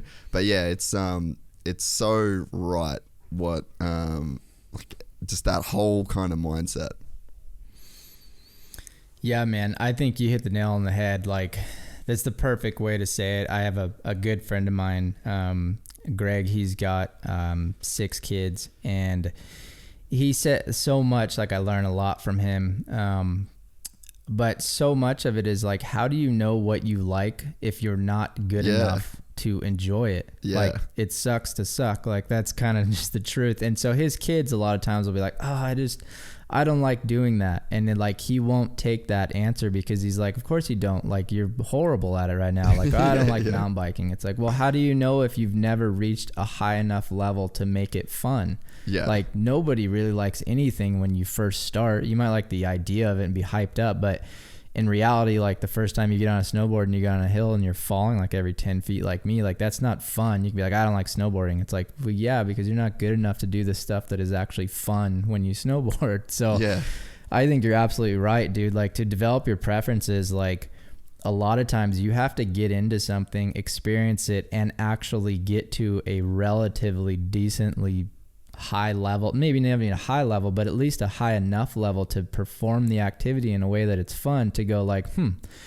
do I actually like this? Because everything, I think you can find value in, like almost anything, but do I value it enough to pursue it even more? Or is like, yeah, this is fun, but like, I'm kind of good here. Like, I don't really want to get better. You know what I mean? Like, for me, I love playing the guitar. When you first start playing the guitar, it's not fun. Like, you're really bad. You know, you can't really do anything, but you're like, unless I know 5 chords and I can play something that sounds remotely musical, like, yeah, I'm not really liking it, but how do I know? Because I can't play a song yet. Like, maybe when I play a song and I do it, like, wow, I liked that.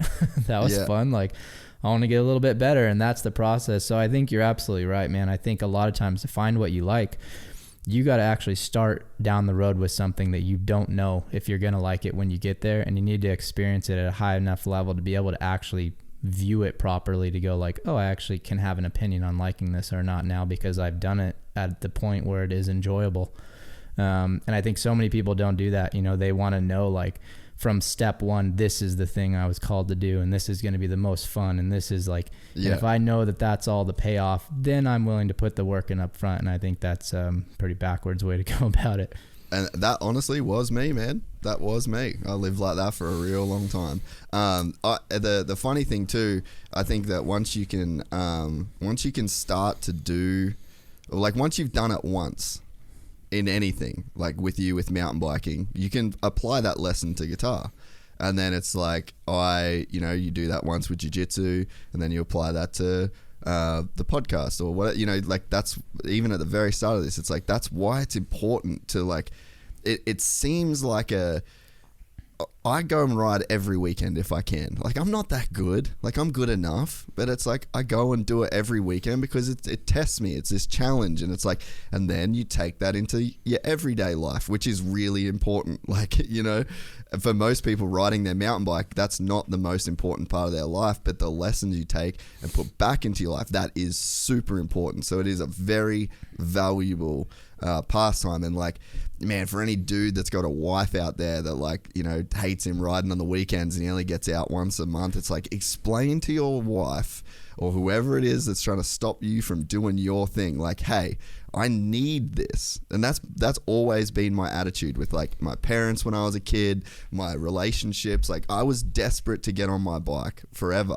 And I'd be like, I need this. Like, these are the lessons that I try and apply. Like, this is this easy way. I enjoy it, and then I take it back into my life, you know? And it's like, there's a saying with reading. It's one of my biggest pastimes, is read what you love until you love to read. And I think that, you know, that kind of applies everywhere with, you know, like mountain biking. Like, if you love mountain biking, like, get out and do that. There's like this thing, by getting so deep into something, you're going to extract so much out of it. And one of the big things that I'm trying to get into that I'm just not really fucking that good at is just weightlifting. I'd love to get, you know, I've joined a gym and I would love to get in, lift weights, get stronger, like injury prevention. It'll make my jiu-jitsu better, make my riding better. And it's just something I want to do. I want to be the guy that enjoys getting up in the morning and just lifting weights and then getting on with my day. And I'm not like, don't have that crazy soreness. I don't have to think about what exercises I'm going to do. Like right now, I spend fucking half the time on my phone, like YouTubing exercises I should be doing. Just, you know, that's sort of, I know how shit I am at this process and I don't love it right now. So it's like, I'm trying to use all this past experience of, you know, like whether it's working or how the reading habit or the jiu-jitsu habit or all, any of these habits that I've kind of like worked on. I'm like, all right, there's this new thing. This is going to be good for me. I'm really shit at it right now. I don't really enjoy it. I still find a lot of excuses not to go to the gym. I forget about going to the gym. I plan on doing it and I don't show up. Like, that's my reality of it. But I'm not going to sit here and say I don't like going to the gym. It's just like, I just don't like it yet. And I'm not good at it yet. For sure. Yeah, it's like you can say I don't like it, but it's because I just haven't developed my belief on why I should value it maybe 100%, you know, and I think what you said earlier is right too. Like, as much as I sit here and say this is my process, this is how I see it, that doesn't mean it's easy for me. Like, I have all the exact same thoughts when I start something where I'm like, dude, it's going to take me so long, like why, and I'll procrastinate. Like, I deal with the same stuff everybody else does, but through time and repetition, as you said, you know, you can be successful. You're like, I've already done it in these other areas of life. And I know if I just apply that to here and I'm smart and I got to start at step number one, and it's usually not good to skip steps, you know, like really try to build that, whether it's, if it's with riding, like build your technique and your foundation really strong. 'Cause it'll give you a much higher ceiling down the road. Like, value the process. Don't try to like skip steps and get there quick, 'cause you're just going to kind of shoot yourself in the foot in the long term. But yeah, so I think, I mean, that process for me is important. I think what so much of it comes down to, and this is going to be kind of part of my YouTube video I want to talk about a lot, is developing a belief behind everything you do. If you do something because you have a strong belief, you will follow through. You know what I mean? And I feel like so many people operate on law rather than belief. And when I say law, I mean, it could be whether it's a social law, maybe it could even be a religious law. It could be the law of like, I just want to be in shape and I feel like I should be in better shape, so I need to go to the gym. It's like you put a law over yourself that doesn't really have like a foundation of belief behind it. It's just kind of like this law, and it like instantly like makes you want to resist towards it because you feel like, oh, it's this thing I have to do. You know what I mean? If you want to become the best basketball player in the world, there's not a rule that says like, all right, you must shoot 100 free throws every night or whatever. Like, you know, I'm under this law. You know, you would say like, well, if I want to be the best, I've obviously got to have a good free throw. So like, what's going to get me there? Like 100 free throws every night, you know, and I'm just pulling something out. That's an example, but you're like, that makes sense. Like, I'm not doing that on a law. Like I'm doing that because like if I want to be the best, I have a good free throw, and if I shoot 100, like I believe that's going to help me get there. So then you'll act with purpose. You know what I mean? I get up every day and I go to the gym because like I've developed a very strong belief behind why I want to do it. Like I want my body to look a certain way,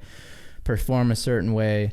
You know, there's all this stuff, and that's taken years and years because I used to hate the gym when I was a kid, like dreaded all of that stuff. Now I'm the dude that wakes up every morning, and if I'm not in the gym within an hour, like I'm like, dude, my day is wasting away. What am I doing? Like I love it. Like, and I can't function almost without it. Like I love being in the gym. But I think that is what is so important is people need to develop, like, what is the belief behind what you're doing? Because if you really believe in what you're doing, like, you don't really need a lot of motivation. You don't need somebody to like tell you to go do it. You're like, no, if I believe like I want to do this, like you want to be great at podcasting and what you're doing. And so you're taking the steps that you take to get there. Like nobody needs to tell you every day, like, hey dude, you should probably spend some time like researching this person you're going to like talk to or do whatever. You're like, no, like if I want to be the best, that logically makes sense. So I'm going to do this based on my belief, not based on like, well, I kind of got to do it because it's just whatever, you know what I mean? So I think so often if you can develop a strong belief, you know, really figure out like, why do I want to do this? And I'm going to choose to value it. Like if I'm going to go to the gym, like I want to be strong because I know that's going to help me enjoy my sports and my hobbies at a higher level. It's going to make me healthy long term. Everything I'm doing now is going to pay off down the road so that I can enjoy the things I love to do, like deep into life. And it's going to open up so much more stuff and whatever. And like, sure, maybe right now I don't really know what I'm doing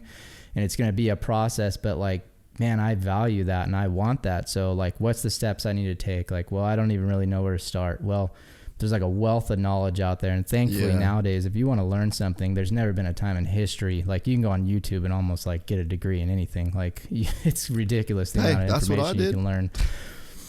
Yeah, same. That's what I've been doing with YouTube and guitar and like so much stuff. It's like free online learning. But you can find somebody that's like a coach or a whatever, and you can go, okay, like I can learn from the best, like relatively easily, like, and I'll put this program together and like, all right, like I'll start at the bottom and I'll expect that my emotions sort of will line up on the backside down the road. But right now I'm just going to let like my belief drive my actions here. Like I value it. And so I'm just going to go through with it. You know what I mean? So I don't know if that helps or makes sense to people, but for me, I think developing a belief behind my actions really, like that's the stuff that keeps you performing long term. Because if you believe in what you're doing, then you'll just do it. Like you don't need somebody to tell you every single day or feel like I just got to do it because I got to do it. It's like, no, I do it because I believe in the benefits it's going to provide. And the more you can think that through and kind of break it down to yourself, I think the more the natural motivation will just kick in because it's like, no, I'm doing this for me. Like I'm good. I don't need like extra motivation and hype and whatever. Like I believe in it. So that's kind of my approach to everything, I guess. And so, what do you think about this then? So for me, I think that there's only so far that following a certain prescription or a certain how-to or a certain, you know, like a course on something, there's only so far that can take you. Like I really, really believe that you need to step outside of that. Like there's, like you said, there's some fundamentals, there's some, this is what you got to do. Like at the very start, you should learn these chords, you should learn, but then let's stick with the guitar. Jimi Hendrix didn't follow any prescriptions. You know, at some point, like probably really early on in the piece, he started to break away from what everyone else was doing or what was normal or like the prescription that people told him to follow, the how-to guides, the tab books, and really invested in, and that's where I think the learn how to learn thing comes in. And it's like you can go to the free throws, right? Like you might be, okay, what's the prescription? What's like the most logical prescription I could follow here? I got like 3 hours after school where I get home and I've done my homework. And so I could spend 3 hours doing free throws. And then it's like, that's the prescription that you set for yourself. But it's like, you're going to do those, you know, 100 free throws for maybe, you know, a couple months, and then you're like, all right, well, I feel like this probably isn't the best way to do it for me.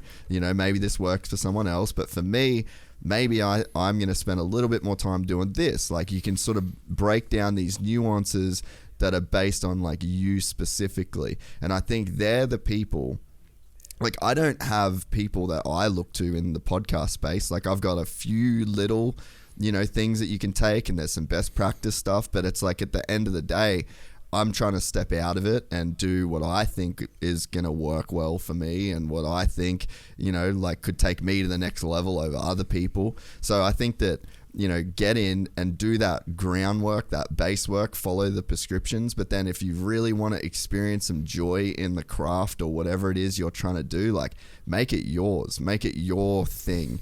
And I think that's when you can really see like complexity and beauty in that complexity. And I think that's what makes it really easy to keep doing long term.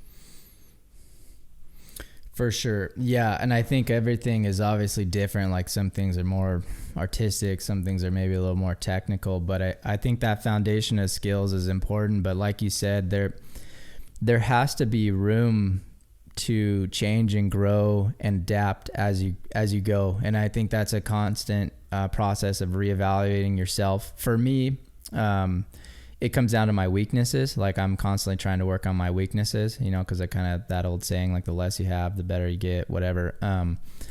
But I think even with the free throw analogy, it's like there's a point where you're like, okay, free throws are not the weak part of my game. Like what am I benefiting from this? Like it doesn't make sense. Like there's other areas that need to be better. So it's like just because you maybe put steps in place initially to follow based on your belief, not based on a law of how you get where you're going, that is like a constantly evolving process, because there'll be a time where you're like, these steps don't make really sense anymore. Or maybe they do, but I change the percentage of importance of each one around to like fit where I'm trying to go.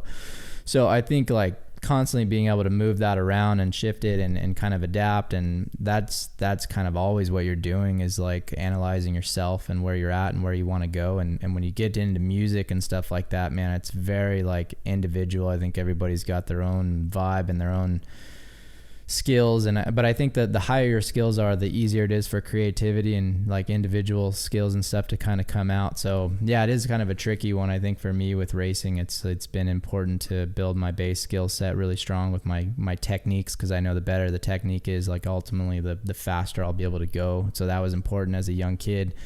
But once you have that, and then it's like a constant search of like, how do I make that better? Like, where do I find area? And that's just a lot of being pretty humble and putting your pride aside and really giving yourself a very honest look of where you're at and what you need to work on and whatever. So yeah, but I mean, that is the process. I'd say, for sure. It's always evolving. It's very hard, because I think a lot of people want like, here's the 1, 2, 3 steps to achieve what you're going to get and you guaranteed success. You're never going to get that. You are going to have to figure out a portion of it along the way. And that's the fun of it. Like you got to be okay with that and excited about it. You know what I mean? So I think it's, that you figure that out as you go, and you just got to expect that's the case. So when you first, like, I'd love to hear what went through your mind the first time you got on a downhill bike. So for me, like, for the disclaimer, downhill was like my first love. Like race BMX, like we rode moto as a kid, and then we couldn't really afford to race that, so we got BMX bikes. We did BMX.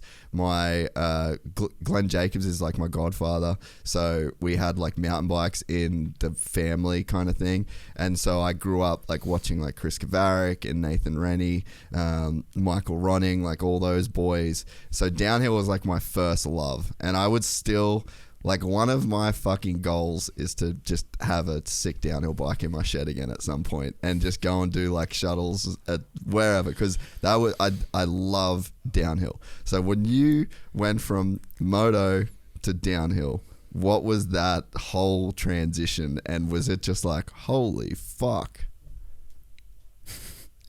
Yeah, I mean, first off, we could probably make that happen. I talked to Intense. We'll hook you up. We'll get you a sick bike. Gotta get you back out there. And it's crazy, dude. Like, I didn't realize that was the case, that you were into downhill. And we know so many of the same people. That's wild to hear you talk about that. But yeah, for me, it was crazy, dude. Like, honestly, the first thing I thought the first day I rode a downhill bike was like, holy crap, these guys are friggin' crazy. Like, why would you ever do this? It was the first time I rode a downhill bike, I think, was with a good friend of mine, Cody Warren, and pretty much credit him. Like, he's one of the few dudes that was like basically the guy that got me into downhill. Like, without him, I don't know if I would have ever started racing.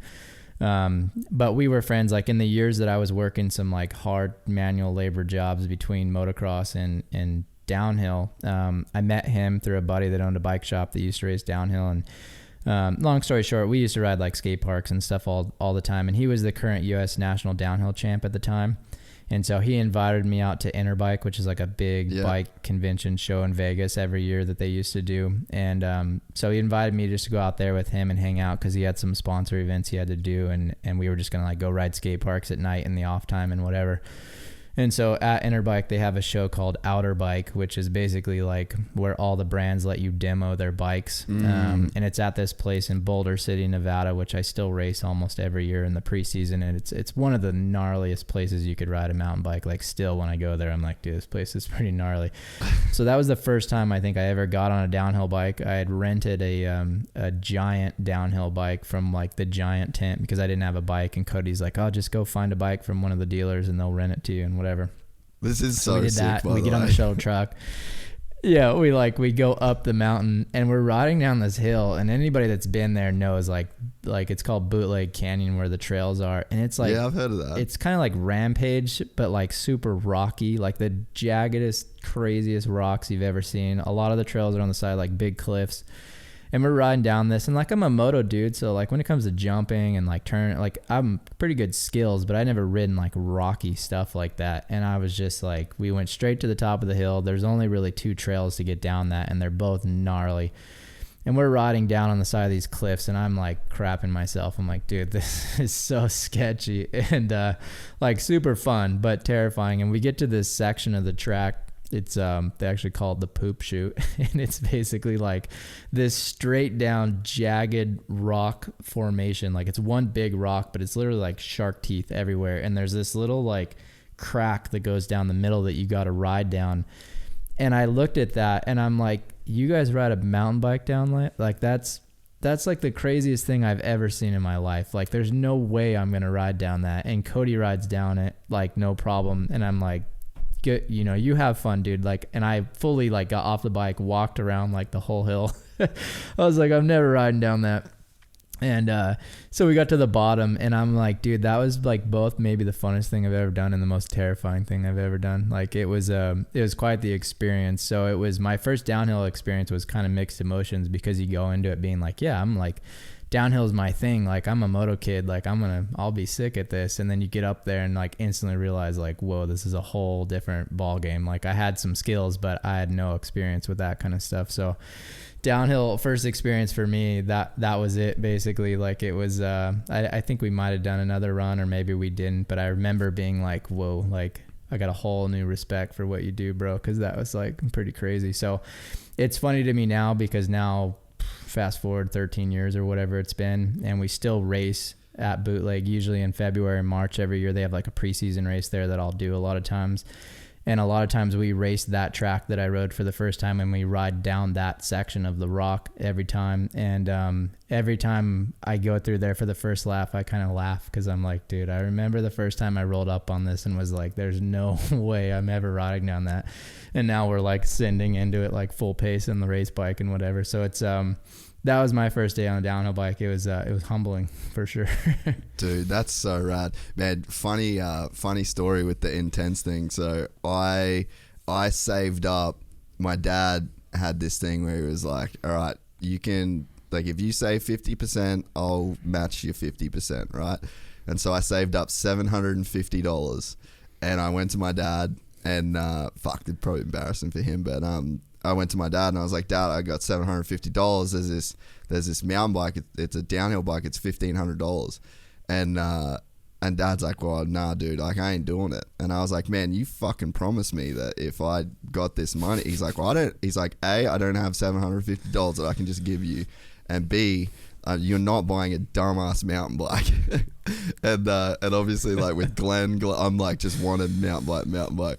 And but anyway, so my dad, true to his word, he had to actually go and borrow money off my grandma to get me all of this bike. And then we went to the bike shop and I bought an Intense M1, and that was my first downhill bike, dude. That was like the Rolls Royce for me. And I broke the frame on this thing like probably 40 times, dude. Like remember like this, you got like the swing arm where the shock bolts in, there was like this little brace across. I'd break it all the time. Then I broke like the main frame under the headset. But yeah, man, like that was just like this crazy big thing for me as like a 14. Maybe I was like 14 or 15 to like buy this bike and have this thing. And I don't know why it was just such a crazy cool experience to grow up in Cairns and just like drive to the top of this rainforest that you spend like literally every day at school looking out the window, and you know, you'd see these hills, and to think that you knew like the lines that you were riding down on that hill, and you could just see like the tiny little patch from the bottom where like you dropped in. And yeah, it was crazy, man. But it's just funny, like you being on Intense now, you know, like that was like the goal for such a long period of time. Yeah, that's crazy. Yeah, that was before my time, but I see a lot of those M1s in the shop down the road when I'm in there visiting with the guys, and that was like the legendary bike. Yeah. So I could imagine that was like crazy experience to see the guys, you know, racing those, and then to get it like pretty crazy. That's cool that you were in Cairns too. That's like we raced world champs there a few years ago, and we've been there 2 or 3 times. And I think that's probably my favorite place to race out of everywhere we race. Really. Like the track is really fun. It's a gnarly track when it's wet, because that mud there is like crazy, and that rock section there is like super sketchy in the rain. But we had this place we stay like right on the beach. Like the whole vibe to be there for a World Cup race is like so cool, and the people are so cool. Like I've definitely missed racing there. But yeah, that would be a wild place to grow up riding for the first time for sure. So you know what's up with that. Oh, did you do many of the tracks around there, or like did you just get to kind of ride there? Yeah, we only rode there. Like I think I've been there 3 times, and we were pretty much in and out for the race. I know there are some other tracks that Mick trains on kind of close by that I heard were good, but I've basically only ridden the racetrack there. Yeah, right. Yeah, man, it'd be so cool. Like, is there another World Cup that's scheduled there, or like? Because I've never seen a World Cup there, because I was in America both times that they were on. I couldn't really get back for it, but yeah, it'd be so sick to next time there's a World Cup. And now that I'm kind of based back here, I would love to go back there and like show some boys some of the trails. Like, there's just. Yeah, I mean, I remember when I moved to America and I'd do some mountain biking like Big Bear and stuff like that.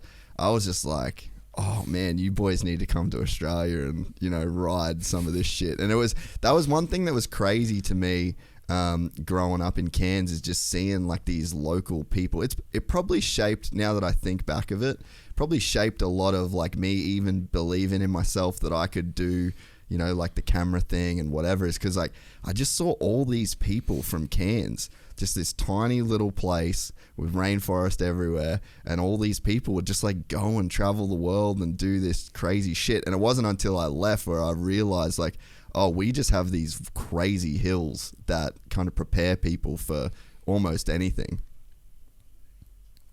For sure. Yeah, that place is unique, and it is like I said, especially when it rains, one of the hardest places that I've ever raced, with the conditions and how that mud there is like so slimy when it rains. There is like, it's terrifying. But yeah, it's pretty wild how that little pocket has produced like so many like world-class athletes like right there around Cairns. It's like, it's pretty crazy, and they race all over the world in all these different conditions and everything, but it's kind of come from there. So yeah, I would love to go back.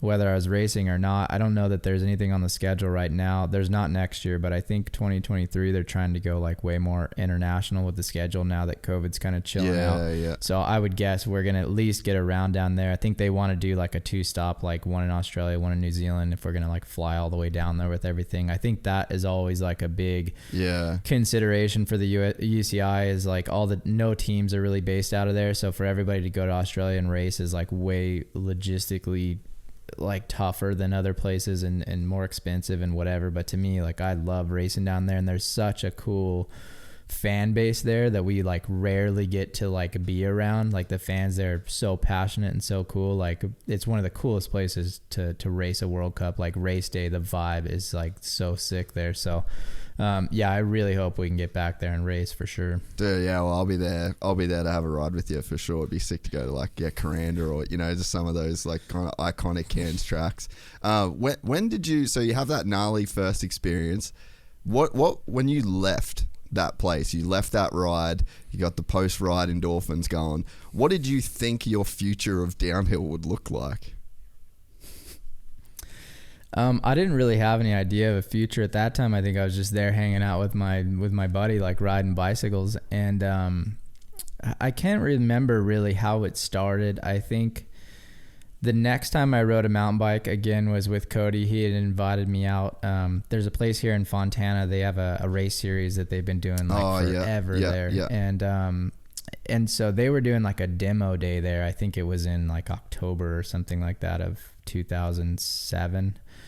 And he invited me out because, again, it was like a sponsor thing he had to go to. And he's like, hey, man, if you want to ride downhill again, like, we're going to go to Fontana. Like, there'll be a bunch of dealers there demoing bikes. And if you want to come ride, like, we can do some runs. And I was like, sweet, that'd be sick. So I showed up again. We were hanging out. We were riding. And I ended up riding this bike there with him. And that trail was, like, it's still techie, but the one we happened to be riding that day was like a lot more mellow, like what would have been actually like a better first experience on a downhill bike than what we were riding in Vegas.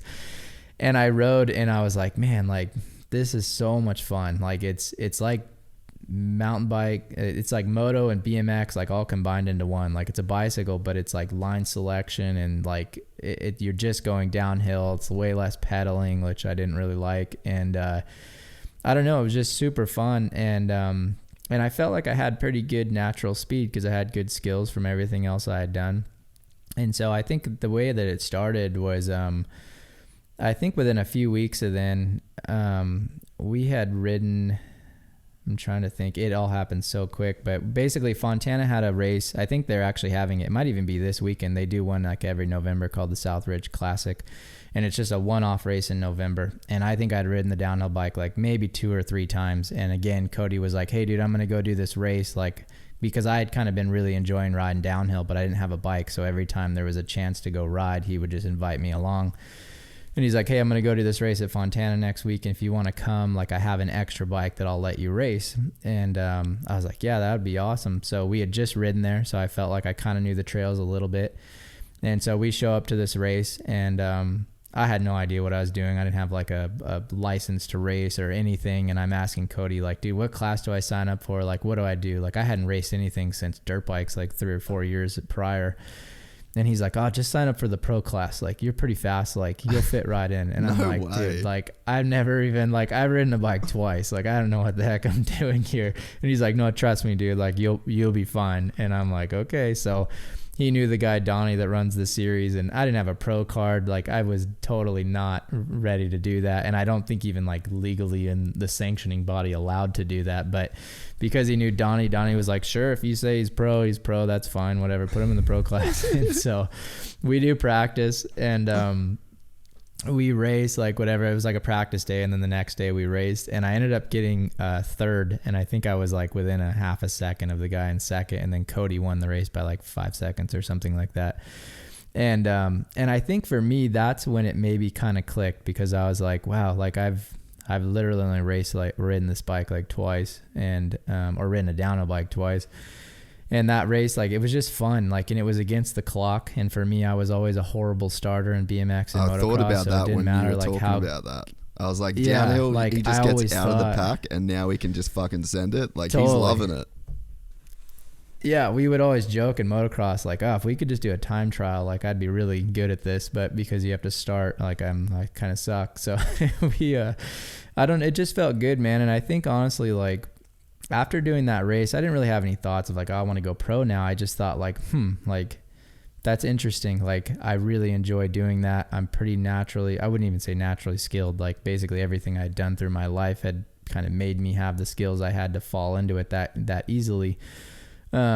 But I honestly just really missed racing, which I realized after doing that. Like when I got done racing motocross, I was bummed, dude, because I had put my whole life into it, and I was like, you know, just not really having fun anymore, and the pressures of the results and the injuries and everything were just kind of building up. And I was still a kid, you know, I wasn't really mature to work through it and be patient with the process a little bit more and whatever. And through that process of age 17 to 20, I had matured a lot. Like I had worked a bunch of jobs. Some of them were really hard jobs. Like I had a job one summer working for a septic company in Palm Springs. So it was like 125 degrees, and basically I was on a dig crew. And so me and these dudes, a lot of the houses built in Palm Springs in the 60s were like on a septic system, and they had converted to like city sewer because the roads and the utilities had all like upgraded. So I was basically on the dig crew that would dig up old septic tanks, pump the tanks of all the crap, and then either jackhammer the concrete out and take them out completely, or backfill them with dirt and then connect the house to the city sewer line, which you had to dig like 10 feet down next to the road and find the hookup down there. So you're like, you're shoveling like other people's crap and dirt in like 120 degree weather. And so it just like, I had learned a lot those years, like how good racing was in certain ways, you know, and like how like, man, like I wish if I ever had another shot at it, like I felt like I had the maturity where I could maybe make it like follow through with it a little bit more. Like my life experience up until that point, I had worked as a motocross mechanic for like a year and a half for some factory amateur riders during those years, and helped them with techniques and riding and training. And at that time, like I was kind of developing my love even for fitness. Like I would go work these big days for these kids and working on their bikes. And then I would like go home and go to the gym, or I'd go run for an hour or do whatever. And through those years, I had kind of like almost reset, where it was like, man, I wish I could do this again. But like, I felt like that door had kind of closed, which was fine. You know, I was like, well, whatever else it'll be, like, you know, we'll be good at that down the road. So when mountain biking kind of just randomly, like I still loved riding my bike and would ride skate parks and bikes like almost every day still with my friends. So when I raced that race, it kind of just like relit that fire, where it was like, man, I really enjoy doing this. Like it'd be fun to do this more, but I didn't really think I had a realistic shot of actually doing it at the time, because I had basically no money and no opportunity, you know, and I was getting ready to start school full time. What were you going to do at school? And I didn't know. So that was the thing. I was like, I have no idea what I'm going to do, but that same mentality where I'm like, well, the years are going to go by regardless, and the best way for me to figure out what I want to do is to start trying stuff and like figure out if that's the direction I want to go. So yeah, exactly. So I think I needed like a year of like my prerequisite classes I needed to kind of take anyways before I could place into like whatever your degree was. So I'm like, I'm just going to go bang those out in the next year. And then along that, you know, that process, maybe I'll find something that I want to sort of specialize in, and I'm just going to take it 1 year at a time. And so I took my placement tests and all that stuff, and we got ready to go to school. And then I'd still been riding with Cody a few times after that race, and I'd actually gone to like another race or two in January and February of 2008 that year, a couple months later. And same thing, I raced the pro class, and I was finishing on the podium like top 3, top 4, like every race. And so I was kind of starting to get like a bit of a reputation, I guess, because people were like, dude, it's weird that this kid just came in and started racing downhill, like and he's like finishing on the podium, like people were kind of like starting to notice it a little bit. And I wasn't necessarily trying to like audition for a ride or anything, but I was kind of just enjoying racing, and it was something fun to do before I started college. And I could tell that like the drive was building, like, man, I would love to give this a shot, because I think I could be really good, but it just seemed very unlikely at that time that I would get a shot at it. Such a crazy scenario to find yourself in, eh? Like it wouldn't make sense that you could do it. It was wild. No, for sure. And so it was wild, man. I still remember I was hanging out with a buddy of mine one night. He owns his name's James. He owns King's Ride Shop out in Palm Springs.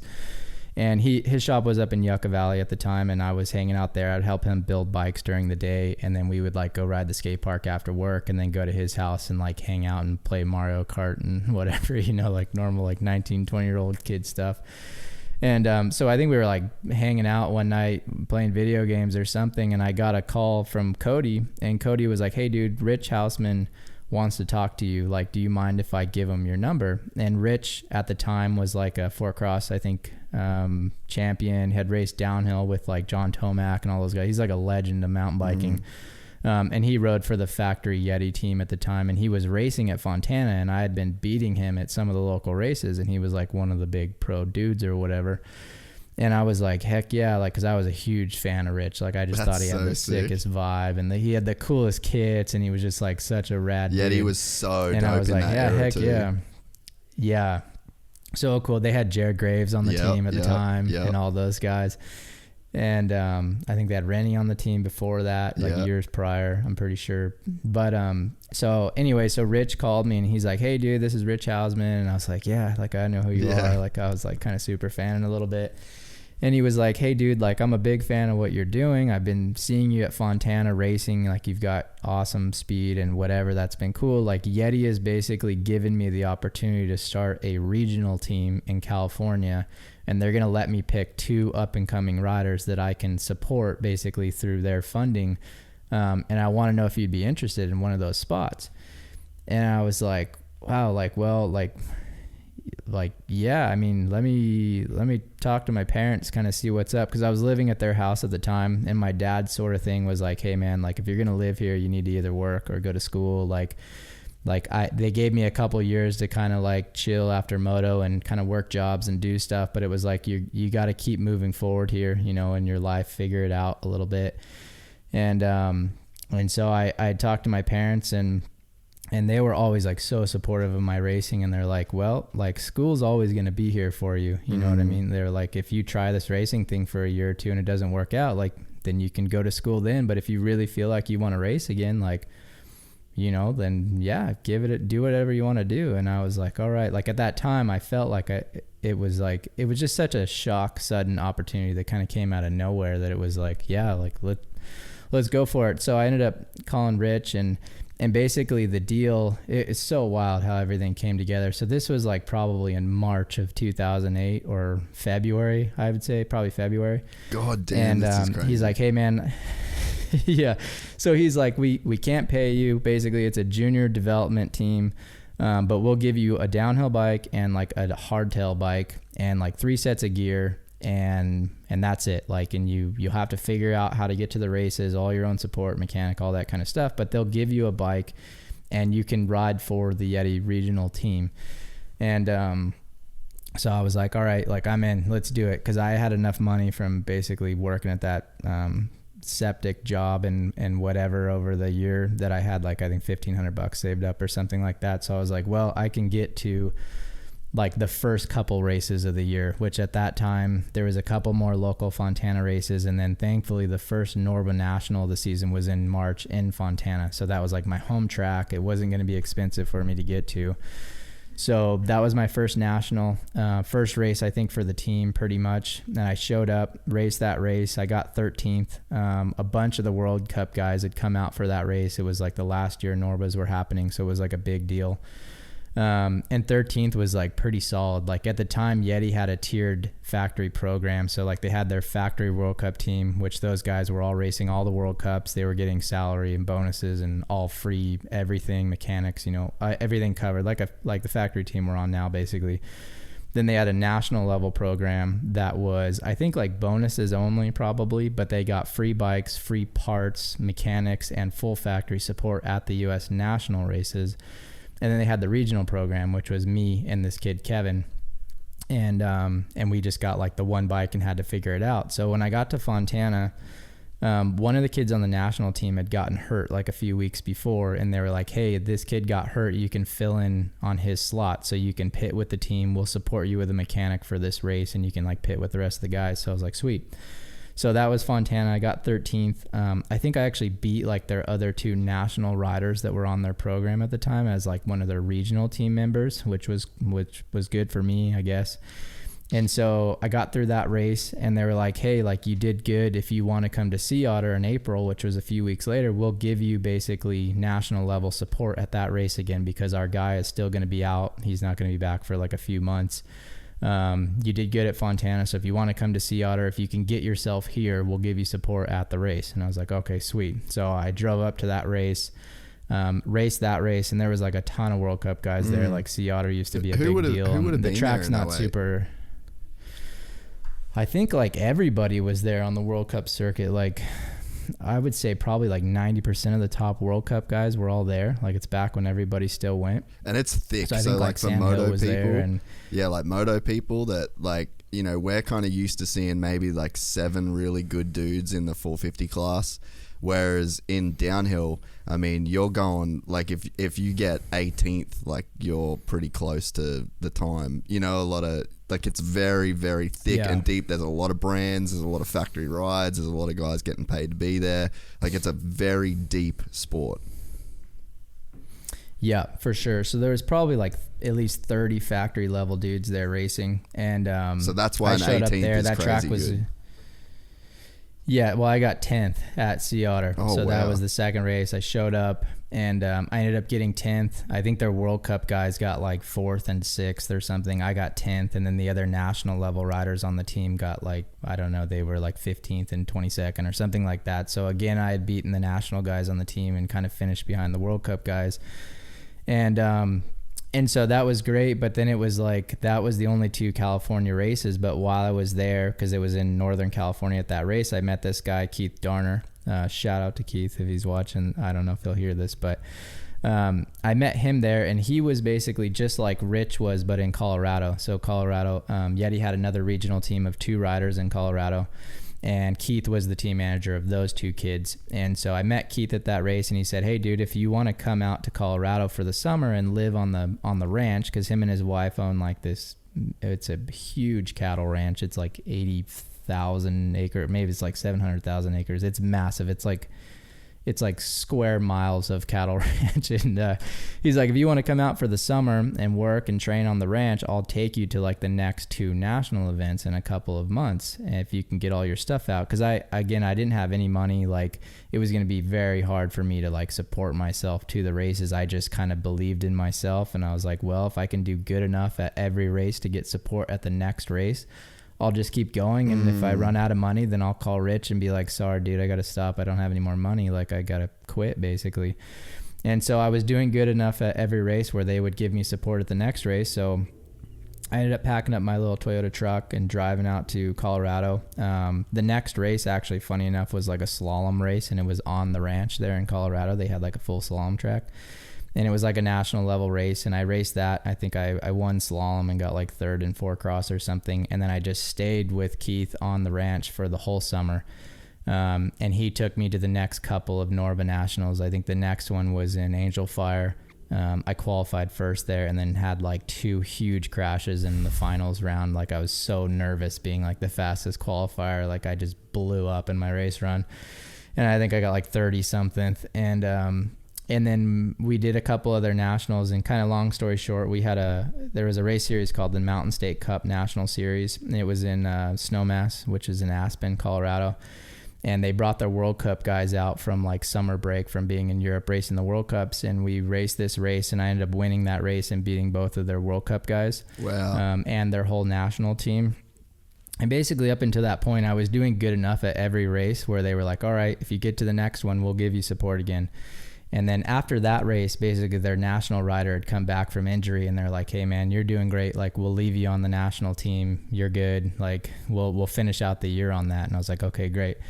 And so I won that national and beat their World Cup guys. And they were like, hey, like there's a World Cup in Canada. I think it was in like 3 weeks or something. And I had to go to Vermont for national champs. They're like, if you want to race the World Cup, you can drive with the mechanic from national champs in Vermont to Canada and race those 2 World Cup rounds. And that was in like July, I think, or something. And so I was like, all right, let's do it. And the World Cup guys on the team at the time, Sam Blinkensopt and Justin Leo, they were both like so cool. And Justin was like, dude, Blinky's you have man, speed. eh? Like if you can get to, yeah, he's so sick. And, but Juzzo was like, if you can get to the World Cup, man, like, trust me, like, this is top 10 speed. Like, if you beat us at this national, like, you will be fine at a World Cup. Because I was still like, man, I don't know, like, if I should be going to a World Cup already. And so he helped me a lot in those early years. But so anyways, we did national champs. I qualified first and then blew the rim or the tire off the rim in the finals. which is like a big disappointment for me. But then we went to Mount St. Anne for one of the World Cups the very next weekend. So this is like me starting in February racing a mountain bike and like getting offered that ride to like July being at a World Cup. And so we did that race. I think I qualified like 23rd. Yeah, and I ended up finishing 10th in the finals. And it was crazy, dude. Like, I don't think an American had top 10 to World Cup in like a long time. Like, it was a pretty big deal, and I had only been racing mountain bikes for like 4 or 5 months. And it was happening so quick. Like, it's crazy to think back to now because it was so fast. And so the next weekend we raced in Bromont. I had another good ride, but I ended up crashing in finals and getting like 30th or whatever. But basically I had done good enough where like everybody was like noticing what I was doing. So I got back to Colorado after those 2 races, and Chris Conroy, the owner of Yeti, was like, "Hey dude, like that was incredible. Like good job on the top 10 at the World Cup, whatever. There's one more World Cup in Austria like next month, and if you want to go, like we will fly you out there and give you full factory support at that race with our other 2 World Cup riders." And so I was like, sweet. So I went back to the ranch, trained for like a month, flew to Austria. I hit a deer in my truck on the way to the airport in Colorado, and showed up at the airport like 6 in the morning, and flew to Austria. I'd never been to Europe before. You know, it's like 20-year-old kid, like whole new world. We land there in like Vienna or wherever it was, and we drive to Schladming for that World Cup. Super gnarly, like proper European track. Hectic track. Yeah, such a good track. And I ended up getting 8th at that race. So another top 10. Flew home basically like right after the race. I met with Chris again at Yeti like the day after I got home, I think. And I sat down in his office and he was like, "Well, great job. If you want to ride for us on the factory team, like here's a 2-year contract and here's your salary and your bonus program and your support and whatever." And just like kind of slid it across the table. And it was like, all right, like let's do this. So that like went from basically not riding a mountain bike to racing to then signing that contract. I think was all within like 6 or 8 months or something like that. Like I didn't even hardly know downhill was a sport like 8 months before that. And so ended up staying in Colorado, training, you know, doing that whole thing. And then, you know, off the story goes from there. So it was wild, man, like how random everything was and how fast it happened at that first year, dude. Was like a whirlwind of stuff happening. That's one of the most mind-blowing stories in sport. Like, honestly, like I've done this for 4 years. I've listened to a lot of shit.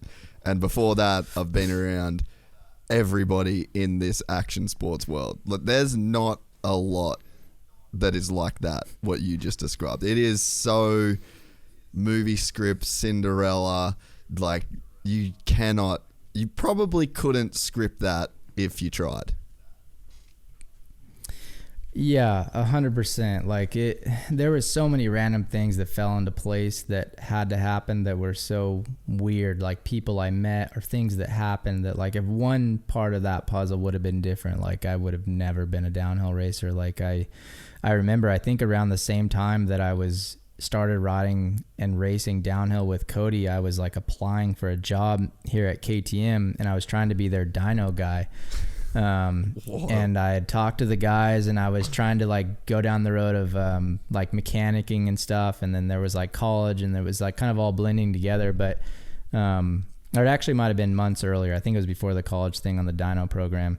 But I remember not getting that job. They picked another dude over me and being like so bummed because I was like, man, that's my in like at the time to being a factory mechanic in motocross and going down that road and like just being so bummed that it didn't work out. I felt like I was like the dude for the job and I knew I would have like done a good job and worked hard, and it didn't work out. But then like whatever, 3 or 4 months later, I started riding downhill, get this ride, everything happens. And I think back to things like that and I'm like, if I would have gotten that job, like I would have never been a downhill racer. I've been working every day, like in the dyno shop, like tuning engines and doing whatever. And there was just so many little things like that happened, and so many people that helped me that first year. Like Rich came on board, basically taught me everything, dude. Like I was green that first year. So he was at a lot of the nationals, that I was at, like helping me with my training, like my eating, like all this different stuff I was doing, like showing me the ropes. Like Sam and Juzzo, like, were so cool, like helping me like on the track and teaching me and all that stuff. And like guys like Keith, like without him letting me stay on the ranch all summer and work and ride and train and taking me to the races, like I never would have been able to afford that. Like there's just so many things that happened that first year that were so random that fell together. It was incredible, man. Like such a cool experience and so wild to sit down and have a factory contract at the end of the year. Like that was ultimately what I dreamed of, you know, since I was a little kid wanting to race moto. Like I never thought it would happen in downhill. I didn't even know that was a thing you could be a professional at. So it was wild story, man. It's crazy every time I tell it and think back to it. Like I kind of put myself back in those situations and remember just being this like hungry kid, like driven, like ready to work hard and grind. Like this is my opportunity. I'm just gonna like one step at a time. And man, it worked out this time, so it was pretty awesome. That is why you never let life beat you up and hold you down, because you know you miss that job and then you start going, oh fuck it, I'm just gonna start hitting Old Town on the weekend and drinking, and you know, like it's just so easy to let life keep you down because life is so hard. It's like 20 years. You know, you start racing BMX bike at 4 years old. And it's like, you know, you're 20 when you get this factory contract. It's like 16 years of like grinding and wanting something that you don't have. And then, you know, at every point, there's just these opportunities to just like get off the highway, just exit, and then just camp up, stay there, stay where you're at. But it's like, you know, to stay on the road and just to not let that shit keep you down. Like you couldn't have dreamt this big. There's no way that you could have dreamt as big as your life turned out to be. And I think that they're the most beautiful stories, man. Yeah, thanks, dude. Yeah, it's so crazy to think about. Like my parents, we kind of sit around and reminisce sometimes because we remember the days like where getting 10% off of like two-stroke oil was like a huge sponsorship for me, and we were like, oh my gosh, crazy. And we would sit around and dream, like imagine being a factory guy and being able to, for me, like I've just always genuinely like loved riding my bike, whether it's a bicycle, a dirt bike, like just anything two wheels, like is my passion. Like I love it. And the thought of being able to make a living doing that was like the most mind-blowing thing to me since I was a little kid. Like the possibility of that, like I just couldn't imagine like life getting any better. And so to kind of have it all and to be working on it and going forward, and then for everything to basically stop and for me to step back and be like, all right, like that dream's just never going to happen, but I'll find whatever else it is and I'll try to become great at that, and life's still going to be good and like everything's going to be fine, you know. And then to like racing to come back around and then to like fall into that position, have a factory rod, and then have the success I've had, we kind of sit around now and it's just like, man, what a wild ride that was. Like, none of us expected that to happen. So, and to have the life that I have now and all the relationships and everything, like I've pretty much met everybody through, you know, mountain bikes or motocross and all this stuff, and to be doing what we're doing now, like it's just, dude, it's such a blessing. Like I can't imagine it being any better. Like I wake up every day and I'm in the gym and I'm just like, man, I can't believe that like this is what I'm doing today to like get paid. This is my job. Like to get better at riding a bicycle is my goal every day. Like it's so wild that it worked out that way. So I don't know, man. I don't have a lot of words when I think about it. It's pretty wild. And so like it seemed like when you came onto the scene, you weren't really that liked by people though. In a way, like you kind of had this like not cocky, but it was real blunt, real like this is what I want to do. And you, like you said, you were like that win at all cost guy. Like I don't think you were like this fan favorite kind of guy. Like I feel like if people knew this story day one, it would be impossible for anyone to ever talk shit on you, because it's just like this is the most insane route to take. But it's like, I guess you get that factory contract slid across, and it's like, well, even though there's been this 16-year process to get to there, like this is literally day one. Like no one cares. Now you're getting paid to just go and beat these dudes. Yeah, I think honestly, I mean, everybody was really cool to me, man, the first year. I don't remember getting a lot of hate. Like I thought honestly I would have gotten more being the new dude coming straight in and like beating like guys on factory teams like straight away and doing all this stuff. But like everybody there was was so nice to me, like super cool, like definitely competitive. And I think I pissed some people off, but because downhill is like such an individual sport, it's like it's you against the clock. Like you're not out rubbing elbows with people and whatever. I think a lot of guys, as frustrated as they were that I was doing well, they're like, well, like I just need to try to be better. And like, like, I don't know. So I was honestly pretty surprised by how cool people were to me, especially other riders on the teams that I was competing with, like Sam and Juzzo. Like when I beat him at the first national race, like I know they both must have been like a little pissed off, but they were so cool to me and so supportive. And when we went to the World Cups, like the next week, like they let me follow them down the track every run, like tell me everything they knew. Like, it was wild, man. I had a lot of really cool people around me those first few years that were so supportive and so kind and like, and taught me so much. I think that really allowed my learning curve to be even quicker than what it would have been with like my background. But yeah, I think there was a little bit of that vibe just because I was a new dude coming in and doing well, you know, and people didn't see the hard work and all the years and all the stuff. And I was honestly like a pretty quiet, sort of socially awkward kid a little bit when I came in. Like I've always been pretty shy, not really anymore. Like I've kind of learned as I've grown through this profession, but I was very quiet. So I would come off in a lot of different ways because I just was kind of nervous to talk around people I didn't know, and I just would ride and focus there. And I remember getting questions in videos where like people would be like, you think you piss a lot of people off like coming in here and doing as good as you've done? And I think I said something like, I hope so. Yeah. Because to me, that's like I was a competitor, man. Yeah, and I was coming out of motocross where it was like cutthroat, dude. Like motocross had already gone to that level where like dudes were all like taking it very serious and going fast, and like that's the world I came from. So like coming into mountain bike honestly was a bit of a, I don't want to make it sound bad and say it was a step down. It wasn't. It was just different. Like motocross had probably gone through that era, you know, in the 90s and early 2000s where it was a little looser, like, and then Carmichael came in and started just working everybody, and he was training harder than everybody and winning every race and dominating all that stuff. And it kind of like elevated the sport to a whole nother level where people were like, dude, we got to get our crap together or we're just going to get smoked by this guy forever. And so I was coming out of that type of a sport, you know, where it was like everybody was all in, like those are the guys I looked up to. We came into downhill, I had that same mentality where it's like, man, I got to work so much harder than everybody else to try to get there. And I think at the time, downhill had some guys that were really putting in a ton of work, but it also had some guys that were just so naturally talented that they were good and maybe not doing the training that they needed to do or other things. Like, I mean, I don't want to assume any of that. It's just kind of my experience.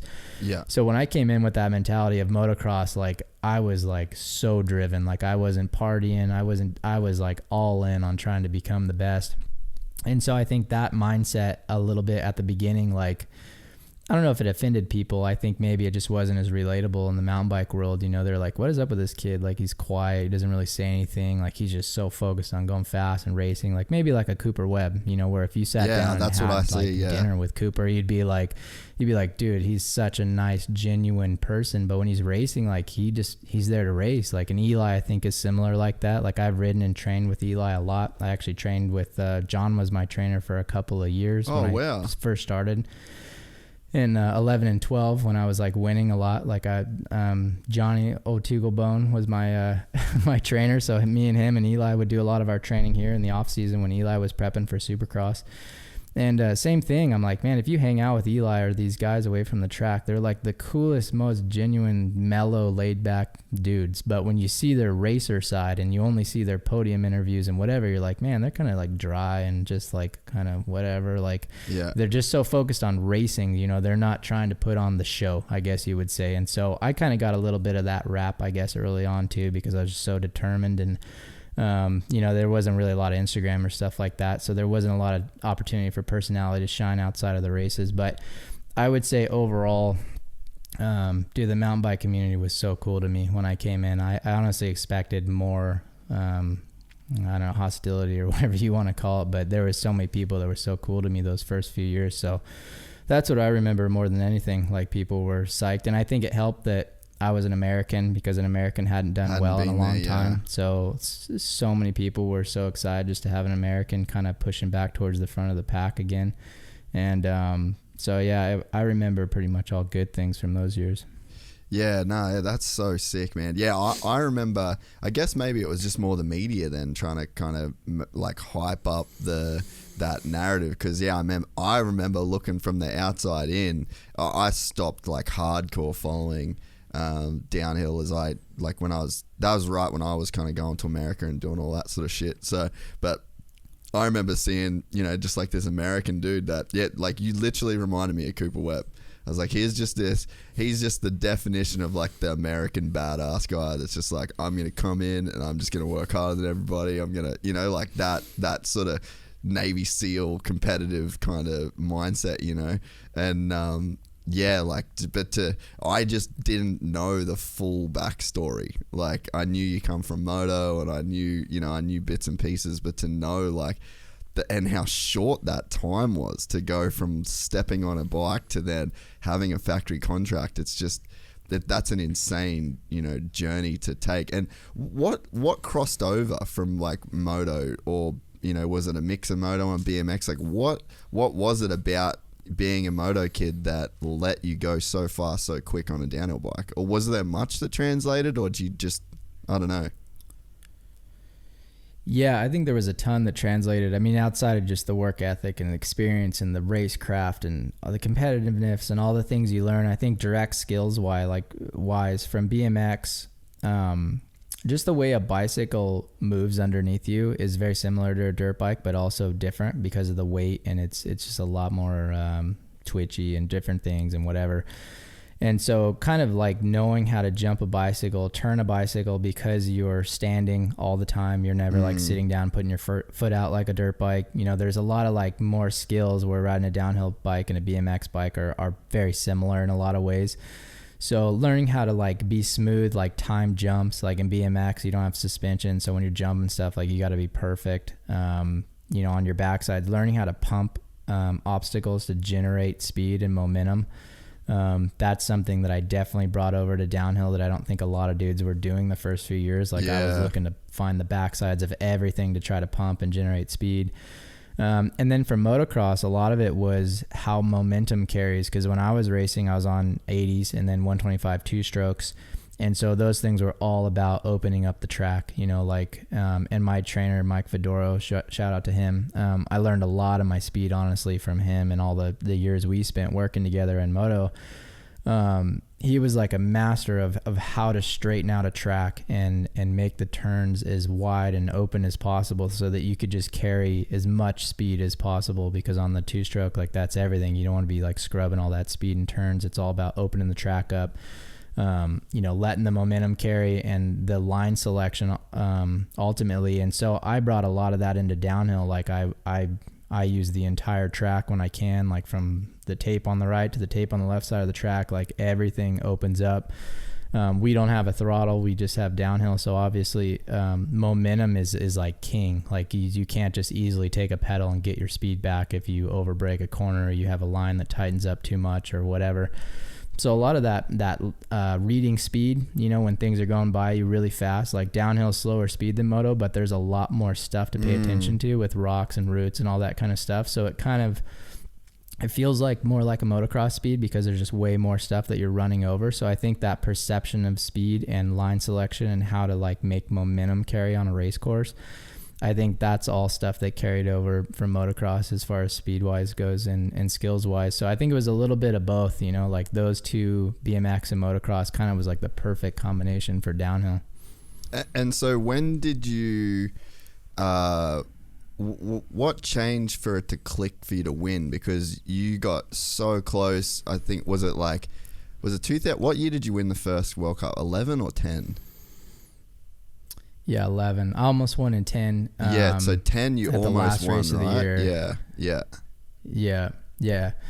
Yeah, so I had that big crash in Italy. I think it was the last World Cup in 2010. Like I was up on the time coming into the bottom split, and I had actually like dislocated my thumb and messed it up like a week or two prior at National Champs. So I got to the bottom of the track and was having a really hard time holding onto the bike, and I landed off this big drop and my hand just like exploded straight off the bike. Like I just couldn't hold on anymore.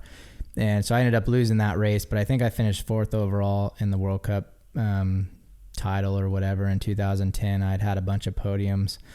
I think for me, the difference was it took me a couple of years to get the speed that the top couple guys had, especially in certain conditions, like if it was muddier or more technical. If the track was dry and rough and wide, kind of like a moto track, I was very comfortable. But if it was wet and rooty, like I had never ridden anything like that. So I knew that was going to take me a couple of years to kind of figure out. And then second, my fitness. Like I was really strong upper body, but I did not have pedaling legs like those top dudes, dude. So I remember even when I got 10th at Mount St. Anne my first year, I remember telling somebody, they were like, that's incredible, you got 10th, so cool. And I was like, yeah, should have been a podium, but I'm not fit enough. I knew that I left a bunch of time on the track because I just wasn't strong enough to ride at my 100% from start to finish. I was having to ride at 80% for half the track because I just wasn't strong enough to maintain that level. So that was a big part of it for me. I knew it was going to take a couple of years to kind of get my fitness where I needed it to be able to ride 100% the whole way down in a race run like those top couple guys were doing. And I just needed to build my skills to be better on other tracks and stuff. So I think it just, it took a lot of things kind of coming together, really. Honestly, it wasn't one little thing. I started training with John Tomac at the end of 2010. And I think he really brought a lot to my program. It stepped up a whole nother level as far as the seriousness and structure of a program. I'd never been on a program that was so structured like it was when I was training with him and riding with him and Eli and being able to push each other in the gym and on our bike rides and all that kind of stuff for those couple of years. That definitely raised my game. And I think honestly elevated the sport a bit too, because I think at that time I was probably training harder than anybody else and had I was fully committed to my off season. I wasn't resting. I was really getting down and making progress every month and pushing forward and taking it serious. I was basically on a factory moto program, but racing downhill. And so that really brought everything together for me. All the little weaknesses I had were just kind of getting less and less over the years until finally, I was a very well-rounded, strong, kind of fast rider. And then I had my unique skills that were kind of able to shine, that I think other people didn't quite have at the time with how I looked at tracks and chose lines and all that kind of stuff coming from my other experiences. So it was really, just everything kind of coming together at the same time. But it definitely took me a couple of years to kind of get to that point where I was ready to win races. I bet those couple of years happened quick too, because there's just so much to learn. You would have been very time poor in those first couple of years, just based on I'm sure how much room for improvement you saw in yourself. For sure. Yeah, I knew I had a ways to go, and dude, I was hungry. I wanted it bad, and it was my shot, you know what I mean? I was making a salary, but not enough to support a life long term. I saw the window of opportunity there and was man, I believe, I don't know for sure that I can be the best, but I believe I got a shot at it, and I got to give it everything I have. I think from all the failures of the past and racing and all that stuff, by the time I was there and had that opportunity, I really wanted to make the most of it and know that no matter what happened, I checked every single box. So yeah, those couple of years were just a lot of hard work, a lot of riding, a lot of learning. My goal basically that I had for myself every single weekend was to learn something that was going to make me better. I wasn't really focused on results at all. I was just I want to try to become the best, and to do that, I got to go one step at a time. I got to learn something as much as I can, just be a sponge for information. And like I said, I had so many cool people around me that helped that process speed up that I don't know if I could have done it as quick, for sure without them. But those first few years were I just immersed myself into the process and learning and trying to improve. I lived it, man, eat, sleep, breathe, downhill racing, trying to get to that point. So, yeah, it was just a big commitment those first few years, and there was a lot of progress. I podiumed my second year racing downhill, and then 2010 was my third year. I was on the podium pretty regularly, almost won that race, and then 2011 I won the first race in South Africa. I think I won 5 races that year out of 7 or something. And I honestly should have won every race. The 2 that I lost, I mentally couldn't hold it together. One, I made a mistake and crashed while like 5 seconds up. And then the last one, I was able to I was in the position to wrap the title up a race early because I was pretty far up in points. And I was so nervous that race because there was a championship on the line. I qualified first and I just rode like absolute garbage. And I think I got 3rd, wrapped up the title, and then went to the last round and I think went 1-1 in Italy for the last one. But that season was wild. Like if I didn't beat myself, like pretty much nobody was beating me in 2011. And 2012 was pretty similar too. Like I think I'd reached a level from all that hard work where it was going to be pretty hard for somebody to catch up within a year or two. Like I had kind of leaped everybody and what I was doing. So, and people were able to like really kind of figure it out and get it going. But for those couple of years, things were just really clicking, man. Like I had everything working really good. Yeah, it's almost like you put in so much work. Like, I mean, I think we saw that with Ricky, it's just like he put in so much work that everyone was kind of a couple years behind. They were going to have to adapt, and by the time people had kind of figured out or like started to figure out the program, like he's already dipped with all the cash and all the trophies.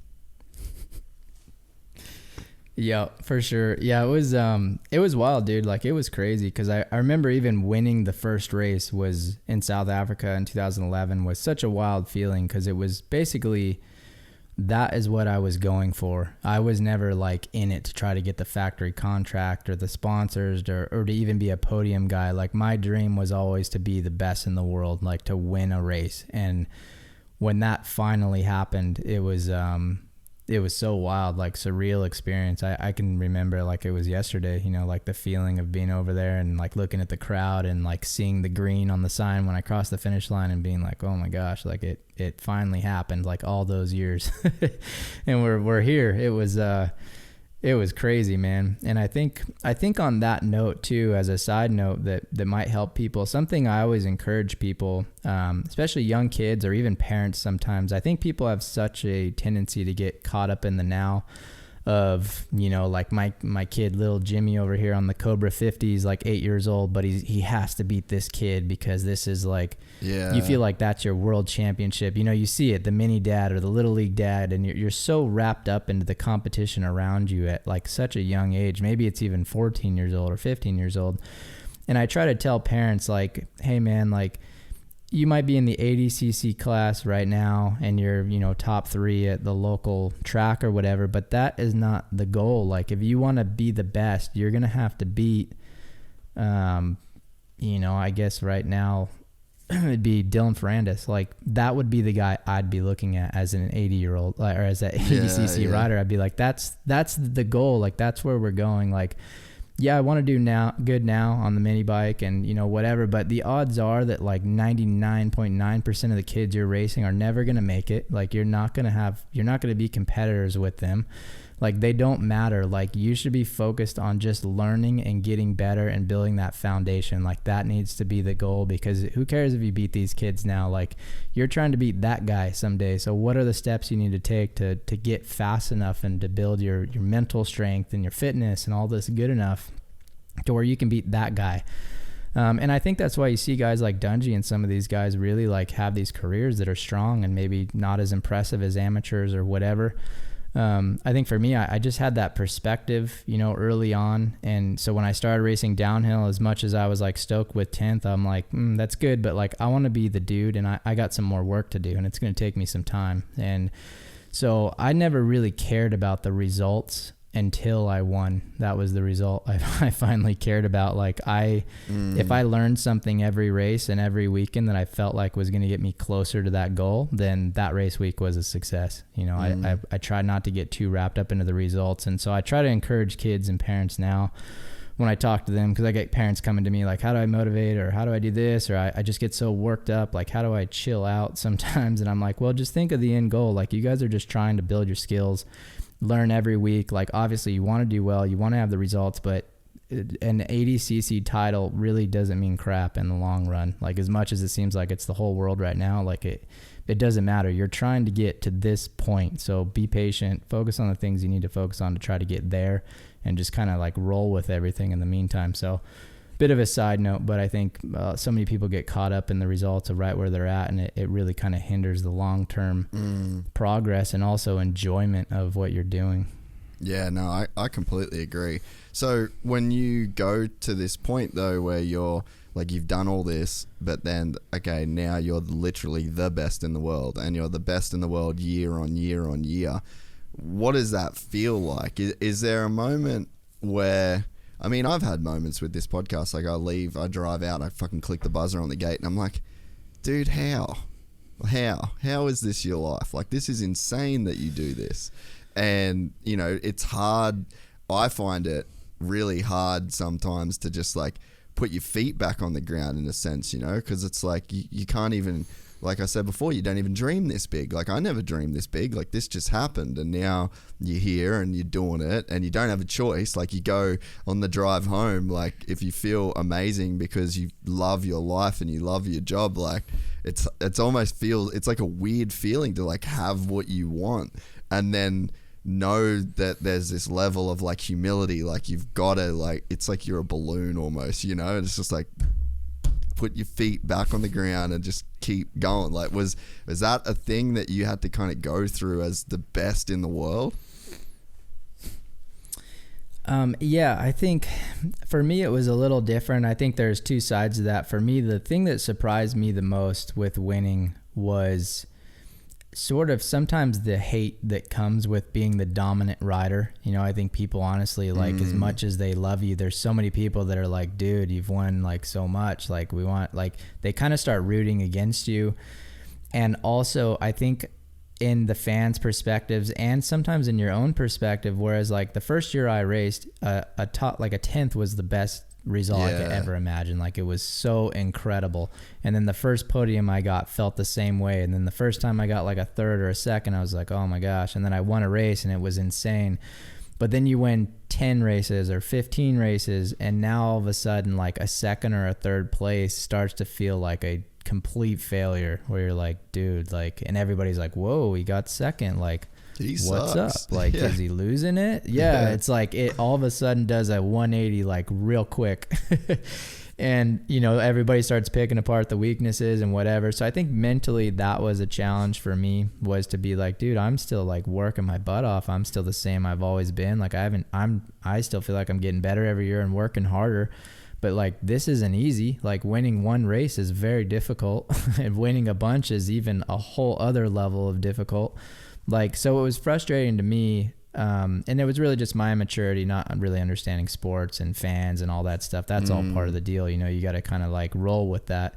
That's what makes sports great. You got to have people that are rooting for you and against you in the competition. Like, that's what makes it exciting. But at the time that was hard to deal with. I had some contractual things that happened too that made it like even more frustrating for me, because the media and some of the people were portraying me in a way that wasn't accurate, and they were just straight up lying about certain things I'd done and whatever. And I was, again, still a pretty young, immature kid those first few years I was winning, and I was socially pretty quiet, and I was like, well, screw those people. Like, I'm just going to keep training and work even harder and keep winning races. And like I didn't try to come out and explain situations. I would just bury my head back into my training and come out and try to like win again. Which I don't think was maybe the best. I would definitely do it a little bit different now. But yeah, so I think that was one side of it. But as far as like from what you were talking about, I was fortunate enough to meet some cool people along the way. My buddy Greg, again, like, he really has helped me a lot through my career, because that pressure of being the top guy when you get there was honestly like pretty miserable for a little while. Like, there was a point in 2015, I think, where I was winning World Cups, but like literally sleeping like maybe 1 hour a night, like before my races. Like, I was winning race runs on like 45 minutes of sleep. Like, I would sleep from like 7 a.m. to 7:30 and then get up and go to practice. Like, it was just getting to be a lot for me to maintain this level. And people close to me know this. I haven't really. Yeah. So like, like, what do you think that was from? I think for me, like, I don't know, like just the pressure of trying to maintain the level that you build in time becomes very weighty if you're not mature in a way to kind of handle it, you know, because you put so much pressure on yourself, the sponsors, the fans, everybody. And really it's all fictitious. Like it doesn't mean anything, you know. Pressure is just whatever you make it, you know. You're just there to race and do your thing, and nothing's changed. Like you're just there to do your best, and you can be content with that effort, regardless of the result. But to emotionally fall in line with that as a kid can be hard, you know what I mean? So there were some years where like I genuinely like loved racing my bike or riding my bike, like every day, wake up, love to ride. But going to the races and waking up on race morning, it was like, get me out of here. Like, I don't want to be here. I don't want to race. Like, and I would have qualified first the day before and been like the guy to beat. But it just, for whatever reason, the racing, it was kind of like getting the most of me a little bit. Like it was just like, man, I would like think like it'd be nice just to have a 9-to-5 job and not have to deal with this level of pressure, and just to be able to know like just nothing was very like, I don't know, life's just a little normal. There's not so many highs and lows of these like emotions and nerves and fears and all this stuff.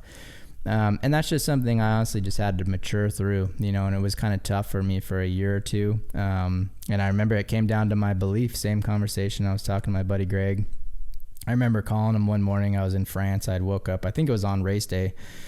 And I was chatting to him, and I'm like, dude, I'm just like struggling. Like, I'm having a hard time wanting to be here. Like, I just feel so nervous, and like, and nobody would know that about me. You know, I was always like very calm and collective, and no matter how many nerves I felt, like for whatever reason, I have the ability to perform like really good when I feel like that. Like those nerves have never affected my results. Like I could be totally like, just like kind of, not freaking out, but not comfortable at all, and then get up, do my warm up before my race run, and just like go into my zone and get in the start gate and be like, yeah, it's friggin' on, let's go. And I've just lay it down, and I've always been able to do that, thankfully. But and then after the race is over, you're stoked and everything's great, but in the morning when you wake up, like the nerves were really not fun for a few years. And I remember calling him, and he's like, you can always retire.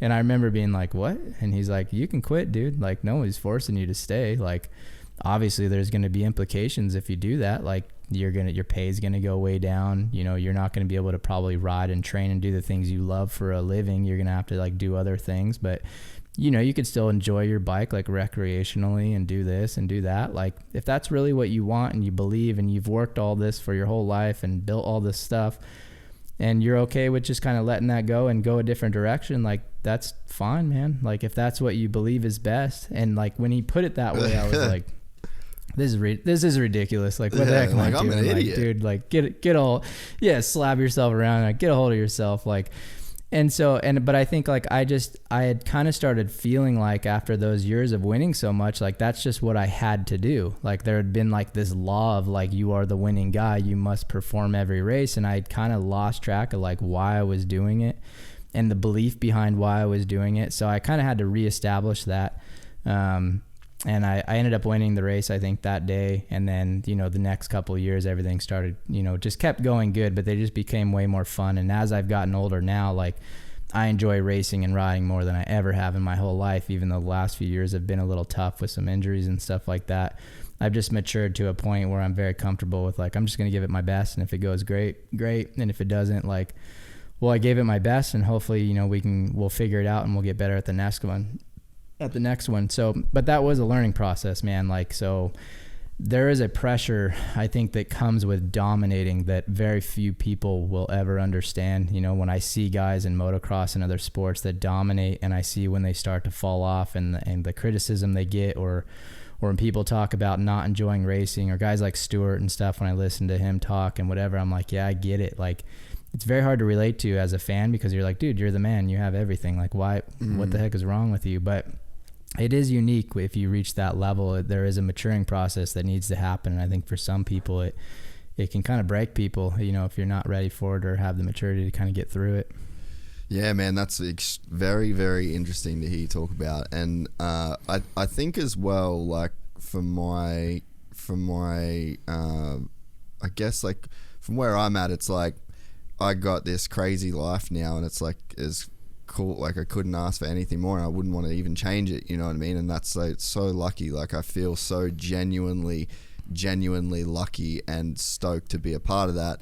But then for me, I wonder how this kind of factors in, or if this factors in with you. But it's like there's this like outside perspective of your life, and it's like you got this, you got that, you got this, you got that, and you can look at the character of you. Like you can look at Aaron Gwin from like this third person perspective, or like the internal person looking at like the external world that you're in.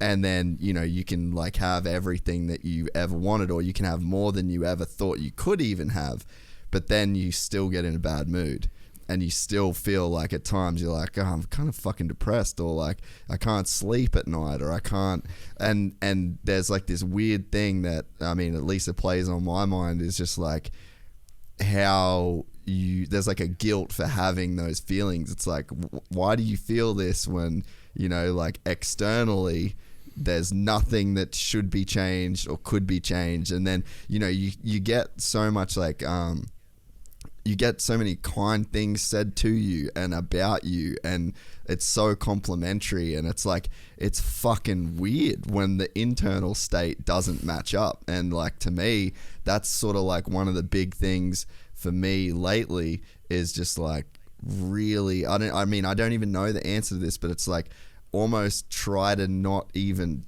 have that conflict between the internal and the external. Like, I mean, maybe the external, it just is what it is. Like, you are that guy, you are Aaron Gwin. Like, you shouldn't feel bad about any of this stuff that you have, because that's who you are. But there is a weird balance between like the external that you know is kind of real out into the world, and then like what you feel inside. And when there's a big disconnect there, it starts to like fuck with your head, I think. Yeah, for sure. I think, I don't know, 2 points come to mind for me. I think one, the part that I never saw coming, like I said earlier, is the negativity from people. And people are just going to be people, you know, and sometimes that's not great. But I was always a kid that was very quiet, very kind to everybody. Like, anybody that knows me since I was a little kid knows, like, I've always been a very nice, kind person, tried to treat everybody well. Always had good intentions for everybody and whatever. And so but I was very like to myself, you know, I'm an only child. I like to just train and get my work done and ride, hang out with, like, I always had a very small friend group, not like a lot of people. I didn't really like being around a lot of people. It was like I had one or two like best friends that you spend like every day with. And usually we were riding bikes like every single day.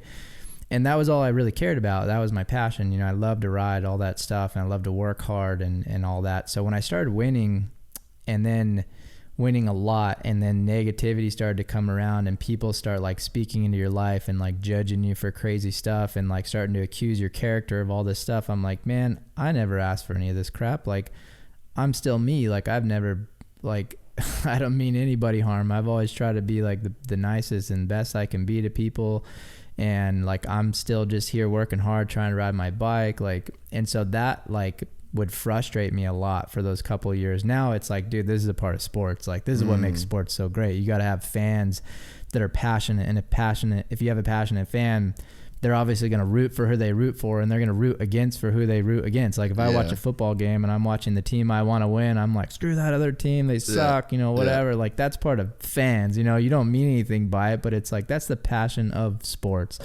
So as you mature, you realize that, and you go, dude, I'm glad you're a passionate fan, whether you're on my side or you're not or whatever, that's fine. You know, you learn to chill out with that. But at first, as a young kid, when it had all been positive for so long and I never changed anything, and all of a sudden it started to flip with some people, that was hard for me to deal with and mature through. But I think secondly, the thing, and I've been talking about it with some friends a bit recently, I think something that people don't do, and it's funny because it's been a big topic of recent events, and we've had some family and friends that have really been struggling through a few things lately, with depression and kind of crazy thought, like just hard times, and life's kind of falling apart and all this stuff. So we've had some pretty in-depth conversations. It's been, and my buddy Greg has really talked through a lot with them as well. And I think it's not important, it just is life, to build your life around things that people cannot take away from you. those are the things that are truly important. And that would be, and in no particular order, like your fitness, because nobody can take away like your health of your body as far as like what you put in and your strength and all that. Obviously you can get sick and that's a different deal, but you can prevent a lot of that through taking care of yourself, which will lead to a happier, better, stronger life. Your mental capacity and strength. So that would be like the wisdom you have, the things you know. So for you, it'd be like the time you put your effort into as far as like learning about your podcast or your jiu-jitsu or all these things, like the information you build in your head, people can't take that away. Like that's stuff you learn, that's yours, you own it forever. For me, my spiritual strength is a big one. My spiritual wisdom, understanding that who I am as a child of God, how I function in this world, my security and everything is wrapped up into that, and being spiritually strong just based on my belief. Also your love for other people, your kindness, your love, your time, all those kind of things, like people can't take that away, like that, and your friendships, all that kind of stuff. Like that's, to me, it's really like the sweetness, the best part of life are the things people can't take. Like if you have cool cars and money and houses and all this stuff, like all that can be taken away basically any time. Like one little thing can happen in life and you lose everything. It happens every day to thousands of people all over the world. But to wrap up like your happiness and your status and everything into those things, it's just not real. You know what I mean? When you have when you're content and happy because like I'm making the most of my life and these things, and whether I live in a tent in the field or a super sick house on the hill or whatever, like if I have love and good friendships and I'm working on me and mentally I'm strong, no matter what the circumstances are of life, I can be content. Like maybe I'll be less happy when I go through hard times because they're just not as happy of circumstances, but like it just keeps you level, because I think your perspective is like life is not all these other things. Life is like these things, like the things I can control, and they're the things I enjoy the most and that bring the most fulfillment in life. Everything else is really just a bonus.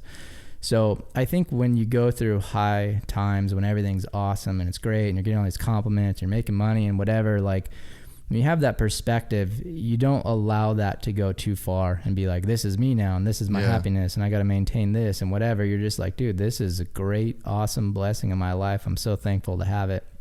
But if it disappeared tomorrow, like life is still good. Like I still got the opportunity to progress in all these other areas that people, like nothing can take this away from me. Like life is still good and worth living and all that kind of stuff. So I don't know, going a bit deeper, I guess, but we've been talking about this lately. And so I think to that point, that's something that, through those years when you have these big high moments and pinnacles and results and all this stuff where it's like, man, this is all so cool, but someday I'm going to retire and I'm going to be done and I'm going to be back with, all those other things are going to be the primary again. Those are what's really important, so I think that just kind of keeps you more level through those times where you can truly appreciate those things. I think even more because you're not like bound to them for your happiness. They're like an addition. So I think you're almost free to like enjoy them more.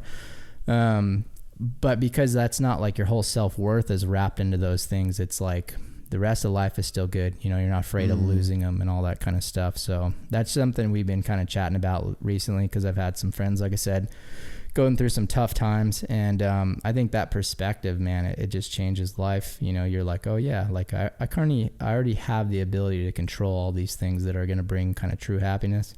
And it just kind of chills you out. The rest of it's just kind of a bonus, I think, for me. Man, I love what you said in invest your time in things that people can't take away from you. That's such a great concept. Like apply that to anything, anywhere.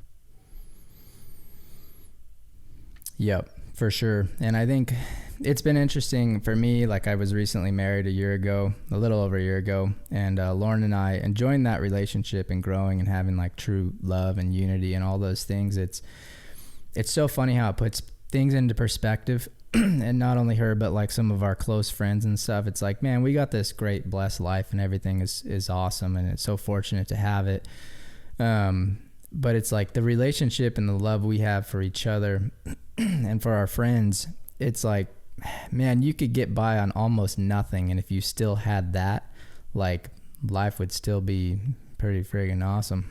Yeah. Like they're the truly important things. And I think for me, even with my faith, knowing that God's got my back, he's working everything out for my good, as he says, you know, so many of those other things allow me to just enjoy life and the situations, the ups, the downs, whatever. Cause you know, like the things that I really enjoy are, like you said, like things people can't take away. I've already got it. Like, and yeah. So I think a lot of times people get so wrapped up into like, I'm trying to get this. And if I don't have the life that I want to have, it's not worth living, you know? And honestly, I mean, to go even maybe a little deeper, when it comes to like suicide and stuff like that, which we've been kind of talking through a little bit lately with some people. And it's like, I don't think people want to necessarily die. I think they're not getting the life they envision for themselves and the things that they want. And so it's like, well, it's not worth living if it won't turn out kind of how I want it to be or whatever. And man, people get in some bad situations, and I don't know that I can really relate because my life has been pretty blessed and I haven't had any like big lows. But I think when you realize like the things that are the most enjoyable are things people can't take away from you, I think it puts life into a different perspective. You can always rebuild, you know, a couple of years you can totally dig yourself out of like anything in a relatively short amount of time. You can enjoy relationships and love and, you know, the view of a good sunset or things that I love that are free. Like they don't cost anything. Like the true areas of like great enjoyment in life usually don't really cost money. And people can't take those things away from you. So I think that perspective, all that to say it, just because it's been a topic we've been talking about a bit lately. So it's kind of fresh on my mind. When you're focused on those things, man, you're like, dude, this is all just a bonus. Like all this stuff, it's so cool that we get to be able to do this, but like my happiness isn't dependent on this. So when the highs are really high, you're not like thinking more of yourself than you should, because you know, like, it could all disappear tomorrow. And if it did, I'd still be content and I'd rebuild and I'd figure it out down the road. So, yeah, I don't know, kind of going off on a different topic there, but there's been something we've been talking about a bit lately, and hopefully it encourages some people. Yeah, and I think, man, there's one thing as well that just, I guess, to add my own little kind of thing into that, is that happiness is just a state. It's something that comes and it's something that goes. And if you look at your life, I mean, from like a faith perspective, like I'm very spiritual, but probably more in like a Buddhist type lane, you know, like of looking at these looking at the things in your life that have come and have gone, and this ebb and this flow, and it's like there's all of these things that happen in life, and there's these states that you are, whether you're feeling like the man or you're feeling like the lowest you've ever felt, or you're angry or you're sad or you're happy or you're jealous, or there's these states, but like none of those states are actually me. They're just these states that are happening to me, and they all come and they all go. And I think that, you know, it circles back to even the training, like the pain that you feel in your legs on a set of 10 deadlifts or squats. It's like, yeah, right in the moment, like if you connect to it as you're really gonna suffer. But if you know that you're the thing that is experiencing that temporary state, and you know, it's like winning's a temporary state, you know, like you feel good after crossing the finish line of a race for like minutes, you know, it's like this thing that you can work your entire life towards, but the reward itself is like a minute long thing. And then, but you're under that, like you're the thing that's experiencing that. And I think that we just live in this world, and I think it's maybe some of the problems that we experience is like we live in this world that sells you this dream of being happy. You should want to be happy. It's like, no, that's this, it's a state, it's a thing. It's just this temporary state that passes over you, and it's not you, and it's not what you should try and be. You can't be a temporary state. You're going to be you underneath all of this for the whole time that you're alive, and these things are going to wash over you. And it's like, if you're in a period of time where, you know, you have these, like I've been super depressed at times in my life, dude, like, you know, been real low, like zero direction in my life, like just wandering around America with no fucking money, like no money to even fly back to the house that's got no power at it where I live, like, you know, and you feel so pointless, and it feels so helpless, and it like, luckily I kind of never really, I guess, had the super far end crazy thoughts, but it's like it's temporary. It was temporary. Like, I'm sitting here now in, you know, an amazing place, and I can look back and I'm like, that really was just this temporary thing. And I guess that's sort of, you know, what I was saying before is like those moments where I leave work and I'm so happy. It's like, it feels weird to even all the way enjoy that, because on a level you understand that that's just another state. Like, it's not me. I'm not my success. I'm not the views. I'm not the money. I'm not any of that. Like, that's just another fluctuating state. And it's like, you kind of need to just be this like median line that, you know, the highs and the lows are kind of going through. Yeah, for sure. And I think I think there's a lot of truth in that in ways, because I think there's a big difference between happiness and contentment. Happiness comes and goes, man. That is life. Like, I'm never going to say I crossed the finish line to get beat, or, you know, have something bad happen in life or whatever and go like, oh, I just got to be happy. It's like, no, that sucks. Like, put in a lot of work and that didn't work out. And that's just racing. Like, that seems like nothing when you compare it to other real life issues.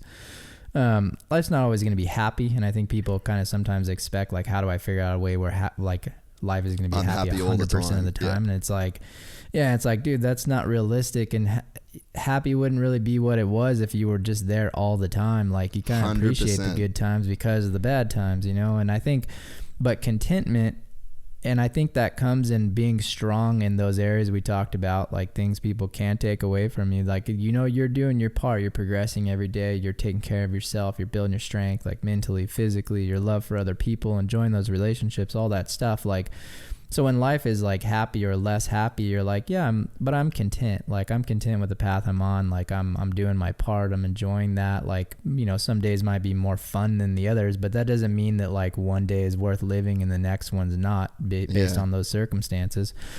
So yeah, I think it definitely levels you out. You know, when you have the good times, you really appreciate them. But you realize like, yeah, that's great, but that is not like all there is to life. You know, that comes and goes. And that is something that was interesting to me as a racer, because you have these race moments, and it's crazy the first few times it happened. And even now, and when I experience it, it's like, it's always a trip. Like, you win a race, you cross the finish line. It's at a downhill race, you have like thousands of people in the finish line corral, and like people are going crazy and rushing the track. And like, dude, sometimes it's like 3 hours of that before we leave the track, because you get swarmed at the finish and you got press and podium. And then like, sometimes it takes me 2 hours to walk like, you know, 1,000 feet from the podium back to the truck in the pits, because you get thousands of people around you. Every person wants a photo and an autograph, and you know, like everywhere you go, you are just surrounded by people. But there's always that moment when you get back to the hotel, and everybody in the lobby at the hotel is clapping for you and freaking out, and you get up to your room and maybe you see some people in the elevator and they're like, dude, so cool, whatever. And then you open your hotel room and the door closes behind you and it's just quiet and you're by yourself, and it's like all things are back to normal. Like, it all quiets down, and it's a fun time to reflect, but it is wild how fast it goes away. You wake up the next morning and now you're on to the next race. Like, it's over and you're moving on. So it is a unique thing to experience, I guess, as an athlete. And you really realize like, man, I love those moments, and those memories are so cool. But when I get home, like, what's there waiting for me? Or, you know, now Lauren travels with me, so that makes that a lot more fun. But that's still like really the true sweetness of life. Like, you know, I mean, I've experienced it, and people have obviously experienced crazier things than I have, but the fulfillment really comes in those other areas, you know, not in those high points of success. You could work your whole life to try to be the best at something, and you get it, and then you go home and it's quiet, and it's like, okay, you're still you. Like, 100%. You know, what do you got? So I think that perspective is, you know, something that I've had to, you know, thankfully had a little bit of, but had to mature in also along the way. And, I just try to encourage people with that, because that really is the funnest area of life, are those things. And they're always accessible to you, you know, every day, whether you've got zero money or a lot of money or whatever, you know, those things are pretty much always right there for you to kind of take and grow in. That's so sick. When you said like, you're still you, that's like was gonna be the thing that I said. I'm like, you open up the door and it's still you. You know, like, no matter how the highest thing that you do, like the whatever the, you know, the dopest shit you've ever done in your life is, like, yeah, there's gonna, I often, this is like kind of fucking ruining a nice moment, but I always think about like, you just sit down and have a shit, You know, like that's the most least glamorous thing that you can do. And it's like, you know, you could be like Aaron Gwin, the man, like winning the world championship, and you're just like racing through the lobby, and you go into your hotel and you're busting for a shit. It's like at every point, like you're just still you, and at some point you just got to sit down and have a shit. For sure. I think that's what you realize, man, is like, I think because you look up to people so much as a kid, whether it's a Hollywood actor or a sports person or a whatever, you realize when you get older, like people are just people, man. They're all going through the same stuff, and you hear that a lot of times, but you don't like magically reach this level and all of a sudden life's perfect and like now you're content and everything's good. It's like, no, like some of that honestly can kind of make it worse if you're not like got your crap together going into it. People are still people, man, and everybody has the opportunity to kind of create that path for themselves and be successful and whatever, but yeah, we're all waking up in the morning and drinking our coffee and taking a crap afterwards and doing the same stuff. So it's, it is funny, but it's true, man. I think it's, and that was part of what was weird to me, honestly, at first, because I was kind of a very quiet, private, dude, early on in my career, and to have so many people looking into your life and like, like we go out to dinner and you get recognized and people want photos and whatever. Like to me, it was like kind of weird. I'm like, dude, I'm just like you guys. Like, I'm just a normal person. Like, it's weird when people go like super fan over you at first. Now it's not. I appreciate it. It's so cool. Like, I love meeting those people. People are always like, oh, I'm so sorry. Like, can I get a photo? I'm like, dude, don't apologize. Like, this is the best part of my job, is meeting you guys and being able to experience this. It's still a weird position for me to be in, but it's cool. So, but it's like, normal dude. Like it was a bit of an adjustment for me, cause it did feel kind of weird early on, but, yeah. So what's the next few years look like for you? Like there's always these phases of when you're an athlete that's done what you've done, and the story to get there is insane, but like that period of domination, we've seen it a lot in sport, and then there's a point in time where like you just can't dominate anymore, and it's like, there's a couple ways to do it. Do you want to go out on top and just like drop the mic and bail and kind of vanish and live as like that hero guy that was like never taken down off that top step, or do you want to then like transition into this next phase of your career where it's like back to just enjoying this, the like you said, the things that people can't take away from you, like regardless of, people might be able to take away the race win, but the feeling of going and racing and the accountability of, knowing that you've got to get to the track and you want to eat good and you want to train and then you want to experience it, and the fans. So it's like, how do you see your career going, and like what's going to be like this next stage of your life? For me, I think we're at the end of a contract term right now. I was on a 3-year deal with Intense and a lot of the other team sponsors that kind of ride on that same time frame. So we're getting ready to sign another contract. I think it's going to be a 2-year deal this time around. So I'm fully committed at least for another 2 years. I think I'm just taking it like a year, or in this case, one contract at a time. I always thought when I started racing, I'd probably retire around 30. I don't know why. I just was like, 30 is probably a good age, but I'm 33 now and I feel like I'm enjoying my racing more than I ever have. I don't know that I could keep racing World Cups if I didn't really believe that I could win, just because I'm competitive. I love, like, that is why I race. I can't say that wouldn't change. Yeah, exactly. Like, I don't know if that would change down the road if that were to change, if my love of racing and all this keeps growing like it is now, like maybe I would keep racing. But for right now, like, winning is really, that's the goal. Like, I really want to get back on top. It's been a rough couple of years with some injuries and some weird things, and we've struggled a little bit with some equipment and things like that we're really trying to dial in for these next couple of years.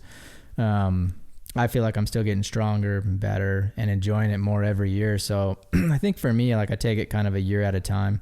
Right now, like, I'm just excited at the challenge to get back to where I believe I should be, at the front of the pack and winning races again and all that kind of stuff. So Yeah, that's kind of that. I don't know really past that. That's really the focus right now. We've got another couple of years, it looks like. And then past that, I think we'll figure it out, at the end of these 2 years and kind of take it as it comes. But at this pace, man, I'm just really excited that I've been able to get to where I am. I'm having more fun now than I was, 6-7 years ago when I was winning everything for sure. Even though it's been a little less successful and with a lot more challenges the last year or two. So I'm just enjoying that. Like every day I get to go out and test, and my mechanic John and I we're coming into the off season right now, which is kind of my favorite part of the year because we just get to spend like big days in the mountains testing and going through equipment and doing all of our training. Like it's what I really love the most. I just get so excited for this time of the year and putting in all the work and then coming to the preseason next year and all that kind of stuff. So that's where I'm at right now. And just looking forward to really building with Intense. Like I really want to be able to win World Cups for them and hopefully a title for them. It's been a while since they've had one, and we're very committed to trying to getting back on top.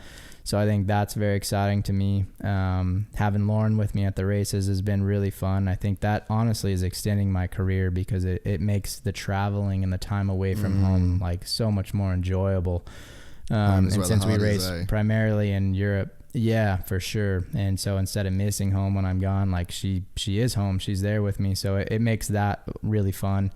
Running and operating the Intense factory team now, like really wanting to build that program into something special and stuff into the future. So things are good, man. Like just focus on the next couple of years, trying to just give it my best effort. Hopefully things will work out well, but really just trying to do my part and try to get back on top. And like I said, like give it everything I got. If it works out, great. And if it doesn't, like I'll know I gave it everything I got, but I firmly believe that we can get back there. So that's the focus right now. That's so sick. So we've gone over time, but I've loved talking to you, dude. It's been so sick. So when I spoke to Sam Hill, I don't know if you heard that interview, but one of the dope things that I just love about downhill, and it's one of the I guess what I was saying before, like that sort of internal monologue drops away and you're just so in the moment and everything's kind of gone. I feel like mountain biking was the first thing that ever gave me that, and I've spent my whole life, like I don't think I understood what that state was. I thought that was just a product of the mountain bike, but I've learned that you can find that anywhere in life, but there's sort of ways that give you access to it that's a lot easier than others. And then so for me to talk to Sam about that, and he said he probably has like 8 runs in his entire life where everything was gone, no crowd noise, no nothing. Like you could feel every rock, you could feel every bump, you just completely immersed in the zone. And as a guy, I think that downhill has such like a unique way to bring that out of people. And I mean, I get the same thing in jiu-jitsu. Like you're so focused, the stakes feel so high in the moment that you go, instinct kicks in and you do your thing. But then that's such a fine line, like if your head's not in the right place, and you can not experience that at all, or you can make a little mistake and then you're like, fuck, why did I make that mistake, and then you've gone, the monologue starts up, and then you're back riding shotgun to the thing that you're actually there to do.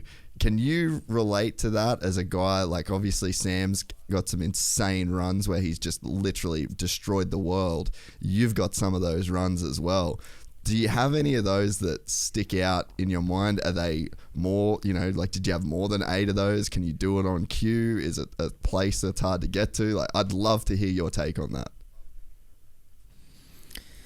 Yeah, man. I think I maybe have a little bit different view of it. I have a hard time even thinking back to a run where I did everything right, where it really all clicked. I'm so like critical, I guess, like of what perfection would look like in a race run. Not to the point where it takes the fun out of it, but just I feel like every run I get down and I'm like, man, I could have done that better. I could have done that better. Like that's always my first thought, honestly. because I've had like that rhythm of like learn from every run, try to be better for the next one. Like that's been such a big part of my mentality for years and years, that like as soon as I cross the finish line, like I'm like always breaking it down, and I'm learning as I'm getting older to kind of let that go sometimes a little bit and be like, dude, just enjoy it. You can break down the run later. Yeah. But yeah, I think there's a few that stick out to me. There was one in Italy in Val di Sole, I think it was 2012, where I won, I think by almost 8 seconds.